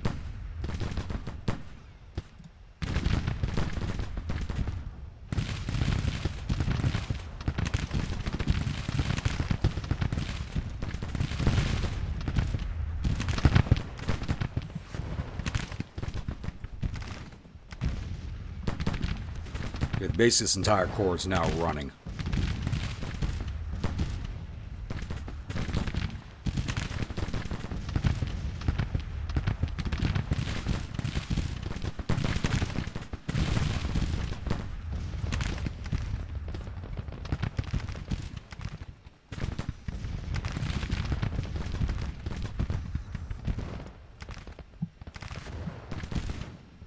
The artillery division up a little more.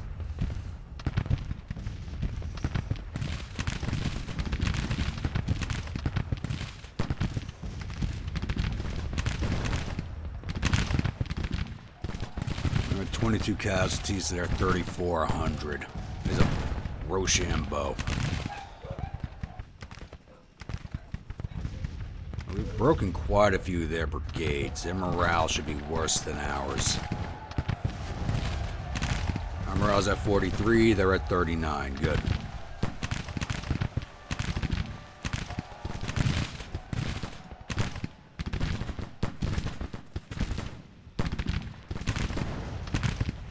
I want to move McBride back here, and we'll start pushing through the wood back here. I want to push him to the face of this artillery. If I could flip this point and force him to come into a kill zone, I'd be so much happier.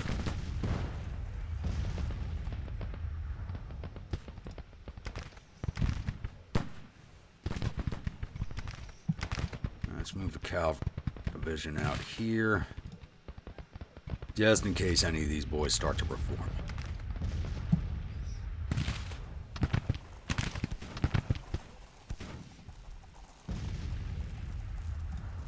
You guys are standing back up.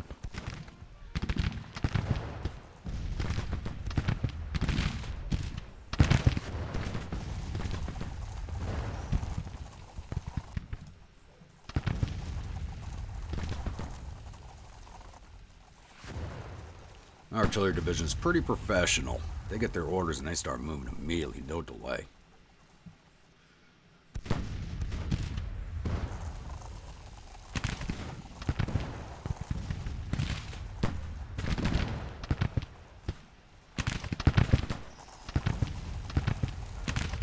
All their commanders are stacked up right there too. So they probably took some hits in the officer corps, I believe.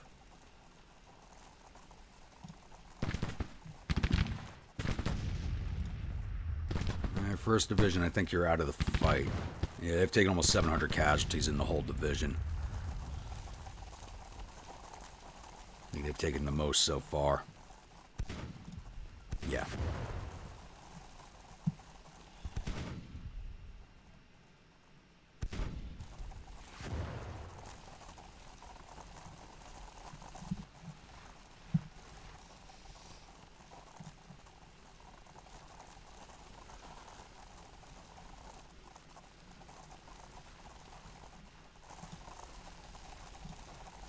Counter battery at these guys back here.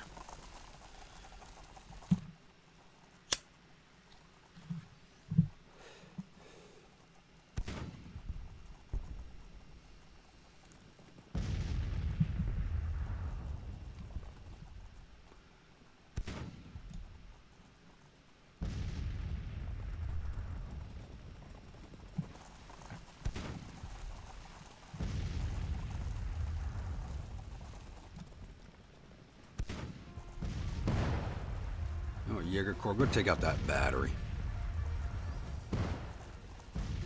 We force them off, we'll capture this objective point faster. And then they have to come at us. Plus, I might kill all their Corps and Army, both Corps and Army commander are sitting right here, so they'll be caught in the crossfire, so hopefully take one or two of them out. Yep, they're moving away now. Oh well. If they hang out by that battery, I might bag some of them.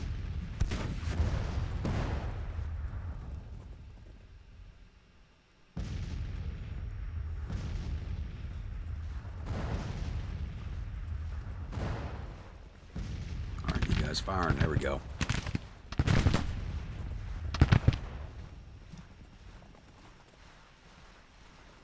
Are you going up? Oh, dear God. That's the cavalry division commander giving those orders.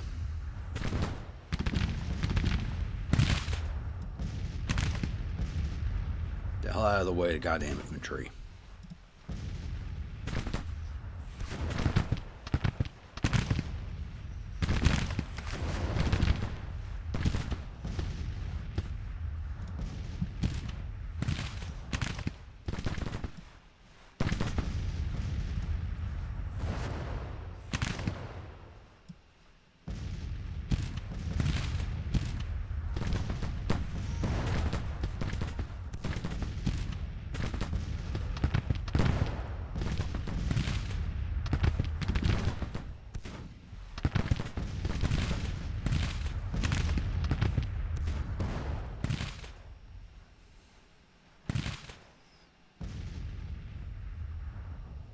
And they broke again. Alright.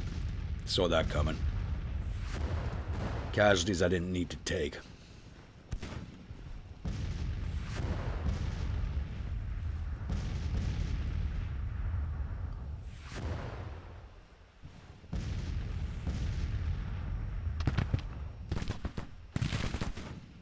These three are almost ready to level. I didn't even need to send an infantry brigade up here considering the artillery's all hammering this one battery.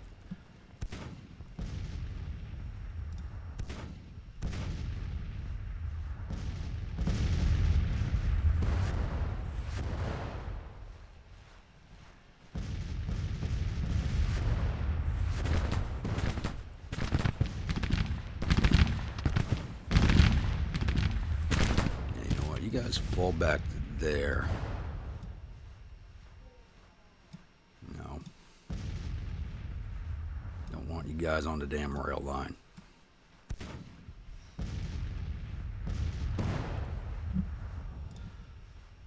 Bring everybody up in line together, because they're going to have to come in to grab this point.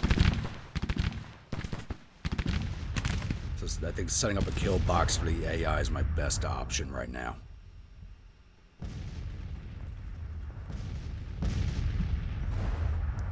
And just letting my artillery hammer away at them.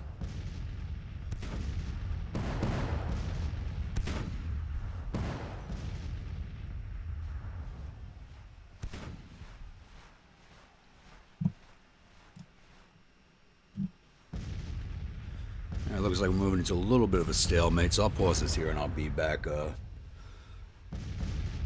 when things start moving along again, because I really don't want to push an attack into all that artillery. Alrighty, it's 1536 going on 1540 in game. And I finally got McBride's division out here on the flank in the wood line.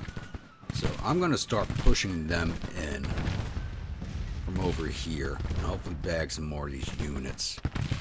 The federal morale is much lower than mine at this point. I'm at 44, they're down to 38.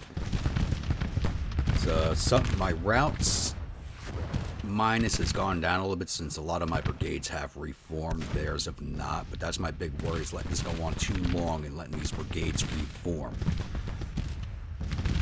So I want to try and get this done before that happens. I may not be able to.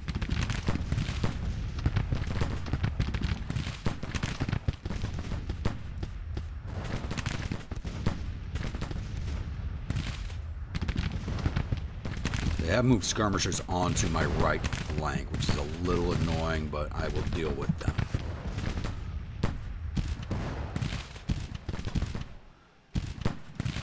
And commander of the Alabama division has been arguing with my corps commander, which has not been helping on that flank.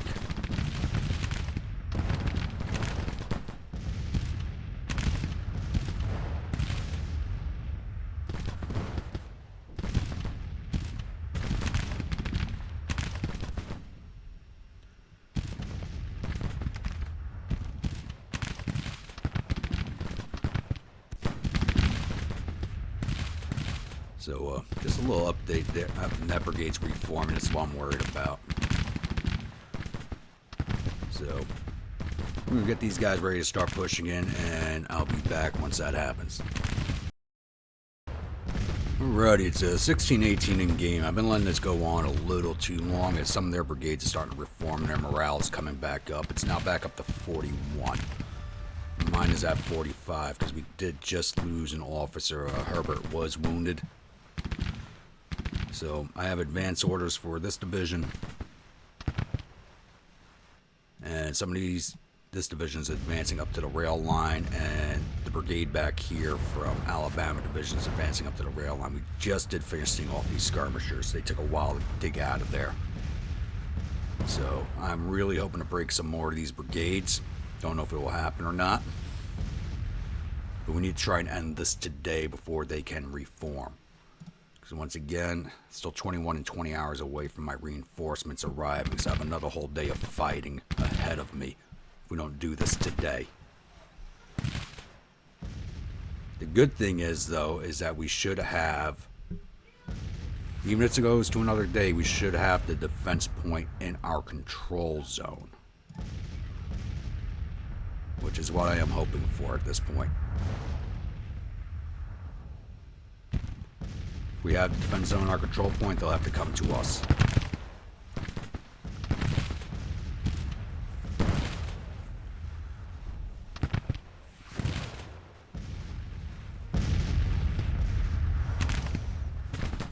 It's just all these batteries I know they have back here. I just don't want to go into the face of those. Good news is all my batteries now have skilled laying and are leveling up pretty quickly. For only having one gun, he's climbing up pretty fast.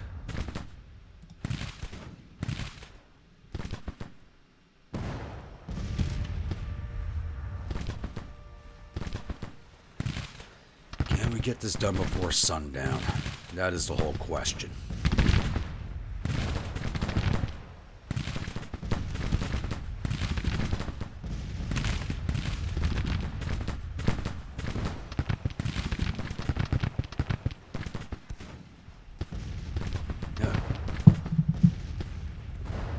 Already finished off my first cocktail. Gotta go to a second one.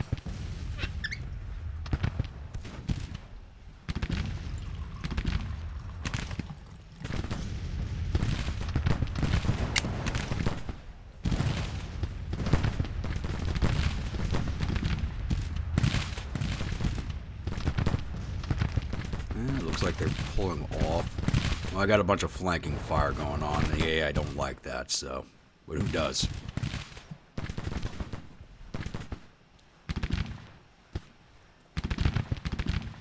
Even if this does go another day, we should be in good shape. I don't want to go another day, but we'll be in better shape than we are today if we do.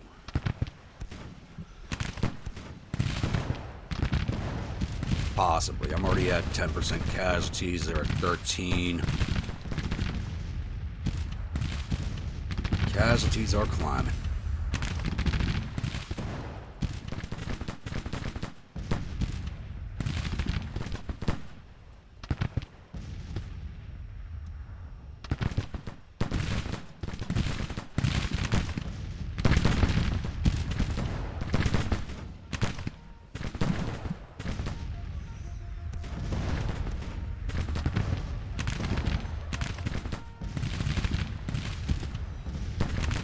Go see some more of them off. Almost got to a major victory. We're at 14, we need to get to 16. As long as I can keep slowly having them in the way I am, we should be able to do it.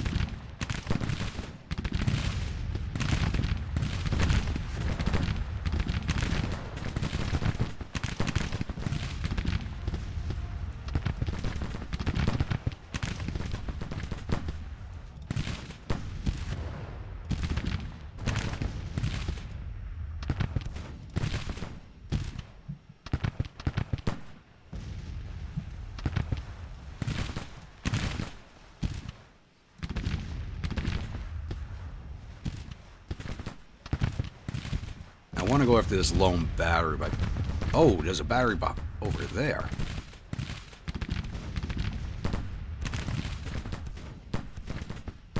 Go get those guys. They're going to fire onto our flank. We need to take care of them.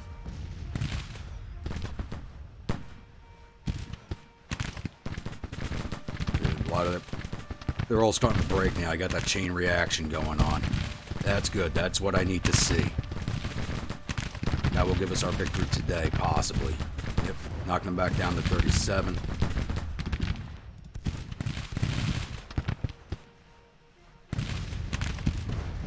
Alright, push in. It's time to end this.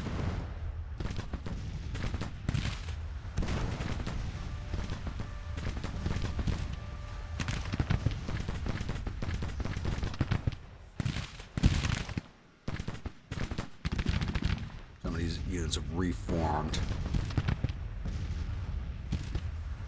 We're breaking their morale again. Look at them go.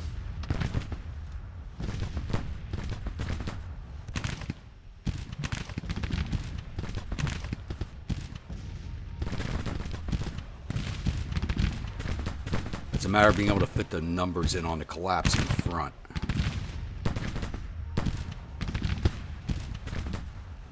That brigade, very good.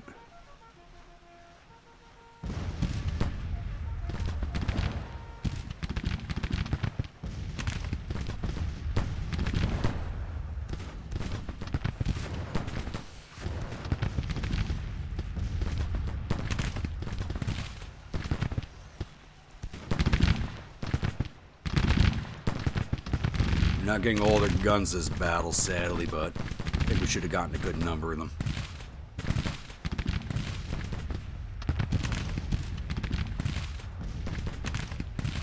Break one or two more, that should be it.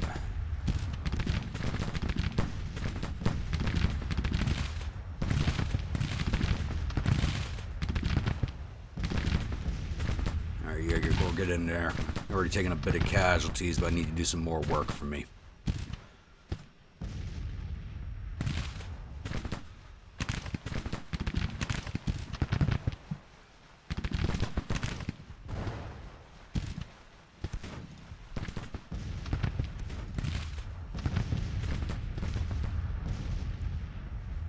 I don't see anybody there now. I saw some puffs of smoke from fire, unless it was something like that, maybe snow on the ground. Ah, end of day. No!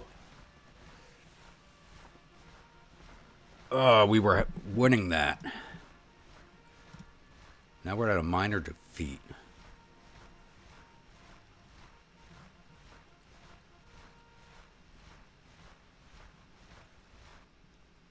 That's just a morale thing because their forces reformed. But we have them over 20% casualties to our 12%. They're at 6,000 to our 3,100. So a lot of guys fled the field. But I want to try and keep our casualties down in order to get the major victory out of this. But I don't think that'll be possible. The good thing is, though, is we do hold the objective point. So they have to come to us.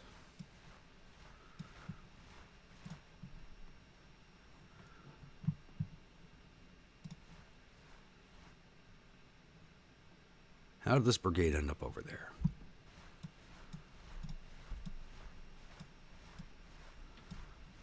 Alright, so they have to come at us, which I have no problem with. This is what I expected for today.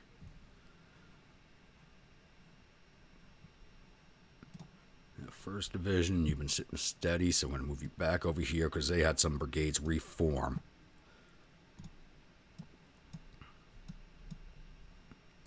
So I need them watching out in this direction. I have no plans to use the cavalry division today. They're taking some casualties, but their commander, Forrest, keeps arguing with my corps commander, and I don't need that.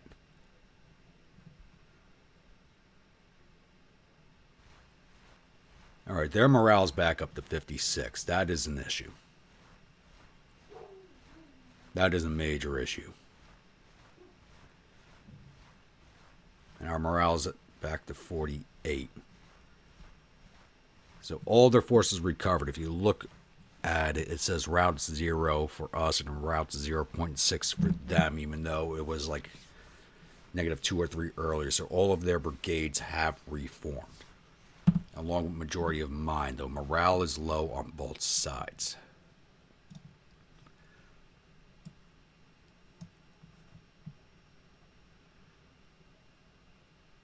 Maybe they're still all bunched into these woods right here. That'd be good for me if they are, but I doubt it.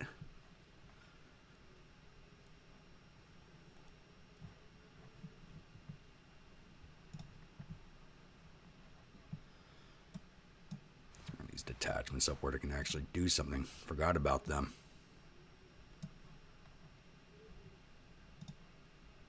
They're not very good, but they do have a morale effect.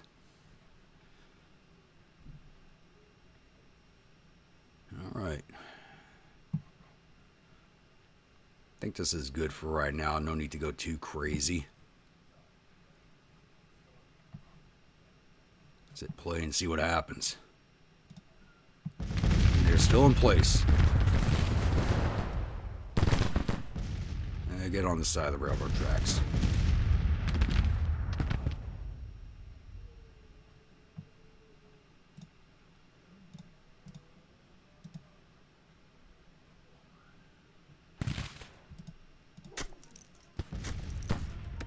There's a detachment over there. Not worried about them.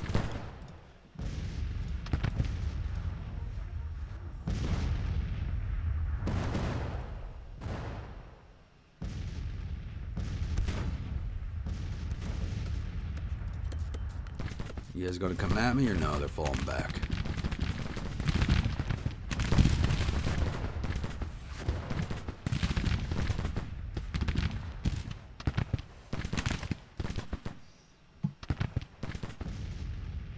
And we're back up to a major victory.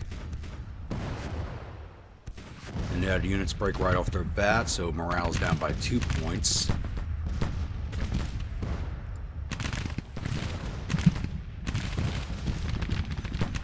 So I'm going to let my artillery do some more work right now, and I'll be back once I'm ready to put in a coup de grace.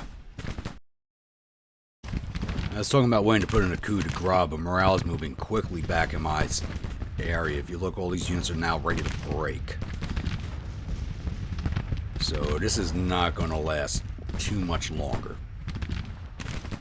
I think it's time to advance McBride's division again.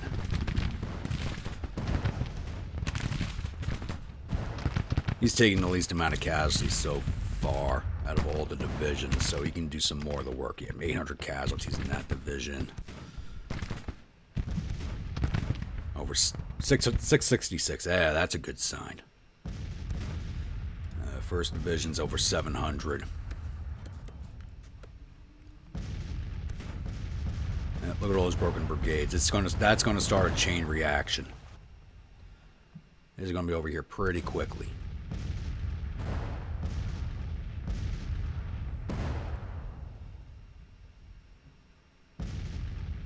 Yeah, as you can see, all those units routing have given them a minus 4.9. Their morale's down to 32. None of these units are going to stand much longer.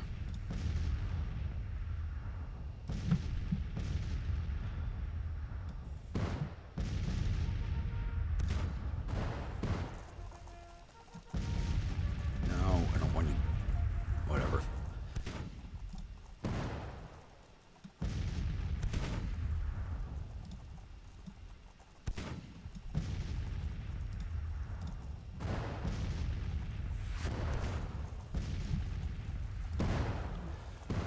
Just need to finish off these units here, and that's all their batteries. Maybe we can get it. Maybe we can get all the guns after all. That'd be a good thing.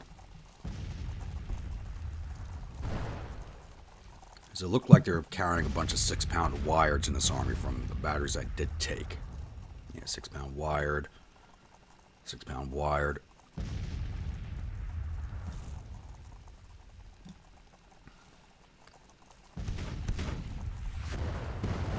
Yeah, they're all breaking. I don't think my infantry lines are going to close with them. Look at all that. Yep, down to 22. Once the chain reaction starts, that's it. Just need to push them a little bit more.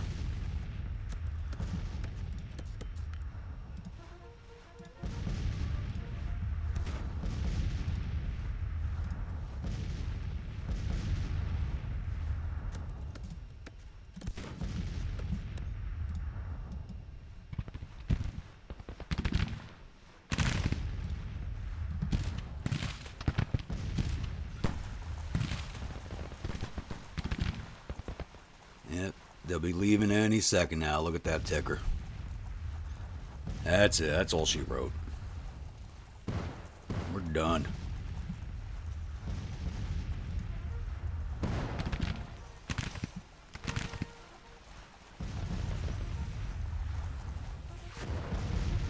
There they go. Let's see if we can bag a few more of these batteries.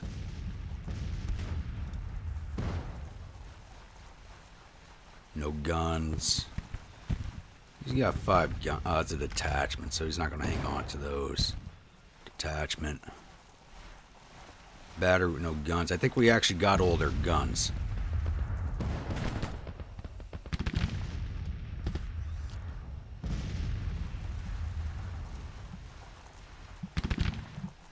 Do a hard save here.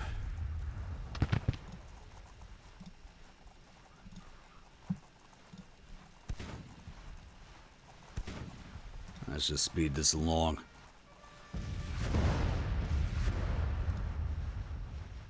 Alright. That battle took a little longer than I thought it would. I really drug out, but it was, I had to be cautious. As much as it pains me to do that, I had to be cautious. More casualties than I wanted, but we kept it in the 2-to-1 range, which is very good. So, We lost 2,569 of our infantry. That 58,900 number is off because the other two corps did not arrive on the field. So all the losses are in one corps. We lost 613 of our 4,500 cavalry. We didn't have 4,500 cavalry on the field, more like 2,000.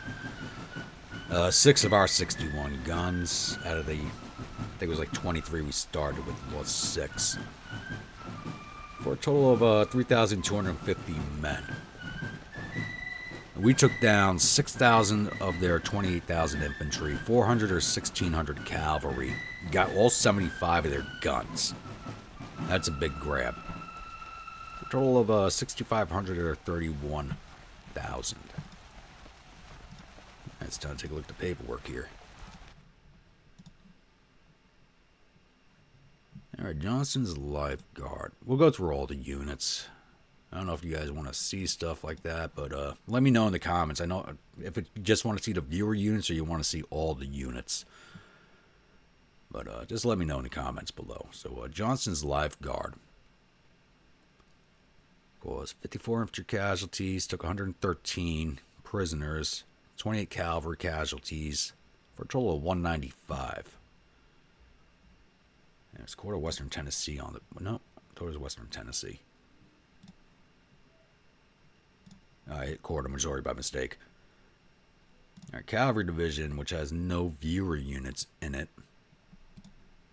in total did 392, and their performance in this battle was poor at best, as Forrest was arguing with the commander of the corps at the entire time. So the 2nd Kentucky caused 41 infantry casualties, took 2 prisoners, for a total of 43. 1st Kentucky caused 46 infantry casualties, 7 cavalry, for a total of 53.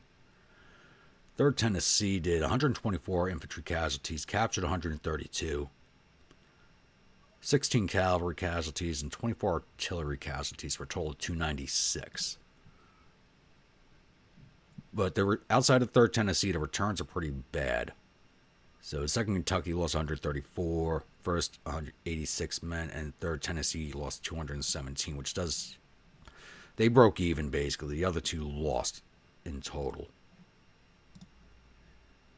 Right, the Engineers caused 144 infantry casualties for a loss of 62 men. That's pretty damn good. 1st Division, which has no viewer brigades in it. So Preston's Brigade caused 192 infantry casualties, 36 cavalry, for a total of 230. The Orphan Brigade caused 387 infantry casualties, 12 cavalry, for a total of 399. And Seniors Brigade, 384 infantry casualties, took 26 prisoners at the infantry, and 7 artillery casualties, for a total of 426. And Orphan Brigade took a beating. They lost 464 men. 62 killed, 320 wounded, and 82 missing. That is not good. This division is way down in strength. Preston's Brigade is at 551, so I got to send this brigade back. They got to get sent home. They need to reform. Same with the Orphan Brigade. I don't want to send them both at the same time, so I'll send Preston's first, and I'll send the Orphan Brigade back. All right, Alabama Division. No viewer units. Winston's Brigade caused 218. That shows 219 over here. Herbert's Brigade, very poor, 54 total casualties. Forney's Brigade, 234 to infantry, 26 to artillery, for 260. How many men did they lose? Yeah, so this division did very poorly. I mean, they lost 812 men altogether.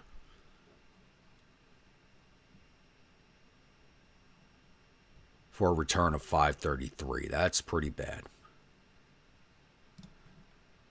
Bride's Division, which has the 10th Tennessee Irish in it. So we'll start with 10th Tennessee as our viewer unit. It caused 177 infantry casualties and 1 to artillery, for a total of 178. Rains Brigade, 12 casualties to artillery. But they did more fighting than that. Wright's Brigade, 311 infantry casualties, 31 prisoners out of the infantry, 13 cavalry casualties, and 4 artillery casualties for a total of 362.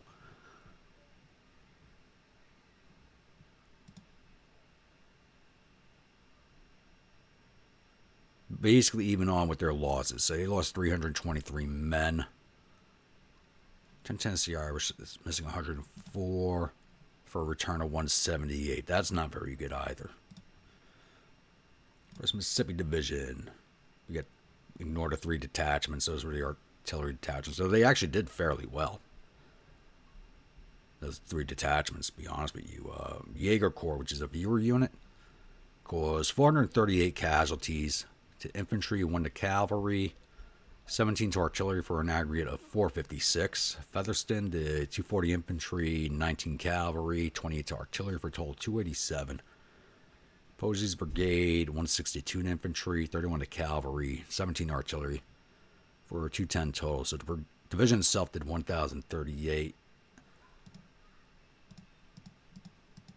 Oh, come on. For a loss of 672. That's not bad. That's not bad. That's probably the best performing division that we've seen so far.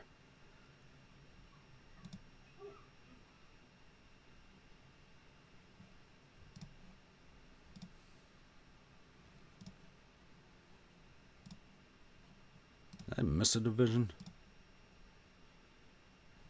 I feel like I missed somebody.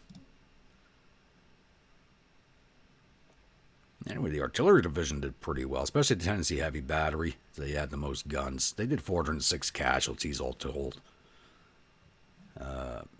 First Tennessee Light Battery did 176, and the Kentucky Artillery and First Kentucky and Graves Battery both had 1 gun each, so 60 and 61 respectively. It's pretty good for 1 gun each.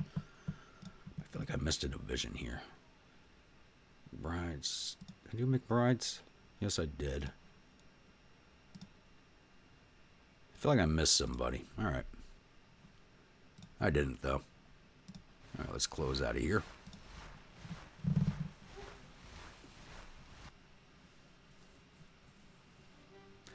Alright, I'll be honest. As far as attacks go, that's got to be my worst showing on an attack ever. As far as I'm concerned. I could have done a lot better. I wanted to be... I wanted to be more methodical in this attack, and that second corps attacking on my right flank caught me completely off guard and threw off my plans, and you saw how that turned out on day 2. It just ended up being a Rochambeau meeting engagement on the river bank while I'm trying to slowly push in on the flank of the entrenchments. But that fight on the attacking corps and me seeing them off was probably what won the battle for me to begin with. Like I said, it threw my plans off altogether. Very poor showing on my part. But if they hadn't attacked there the way they did, I think I probably would have lost this battle. By that corps attack and across the frozen river out in the open, I was able to rip it down, and it basically broke at the start of the 3rd day. So that's what gave me that victory. There was all those brigades just breaking because their morale was done. All right. Lieutenant Colonel Duke loses face. General Beale loses face. I don't know if they're mine or not. I'll have to take a look. All right. Battle of Quincy is ending with the Army of Indiana retreating in panic. The enemies reportedly suffered total casualties of 6,452 men, thereof 796 killed, 1,298 captured. Our casualties totaled 3,250 men, with 402 killed, 918 missing, and the rest wounded. Captured 3,887 rifles and 33 guns from the battlefield, and we sent 1,250 men down to Andersonville. Andersonville and Camp Chase, because we do control Camp Chase also, and that takes in prisoners.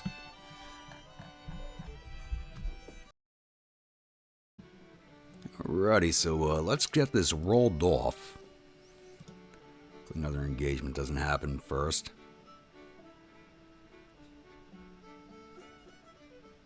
Come on, roll off. December 10th. I think it's got to go to the 11th to roll this one off.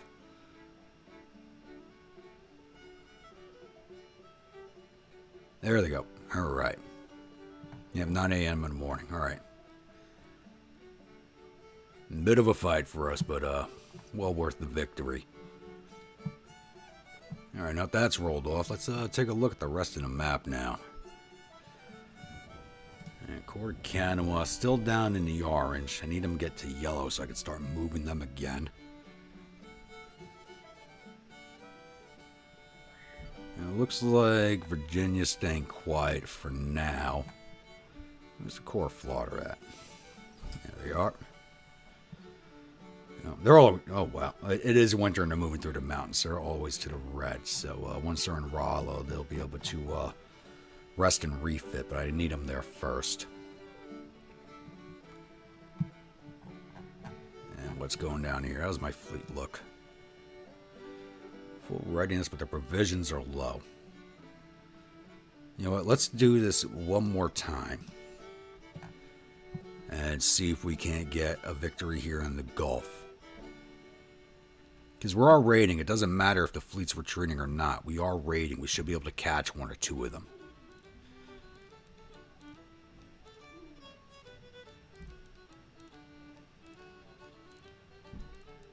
All right. We do have an action. Very good.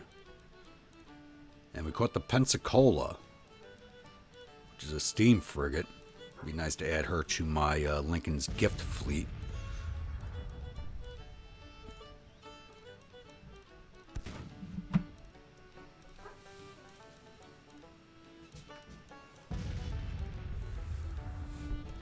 If you hear a little bit of howling in the background, that's my husky. My nephews are visiting, or over, so he's a little worked up. And we sank her. Very good.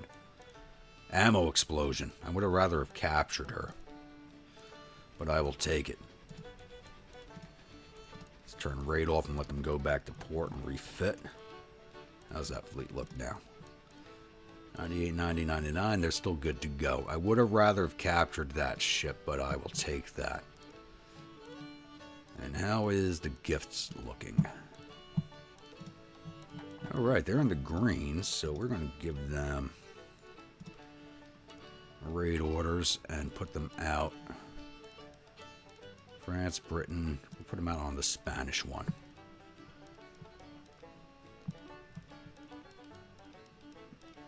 Correct. Let me know in the comments below, is it raid or blockade that's going to affect those IPs? Because I'm not sure which. I may have to put them on blockade once they're there. So I'm not too sure. And the French invasion continues. So,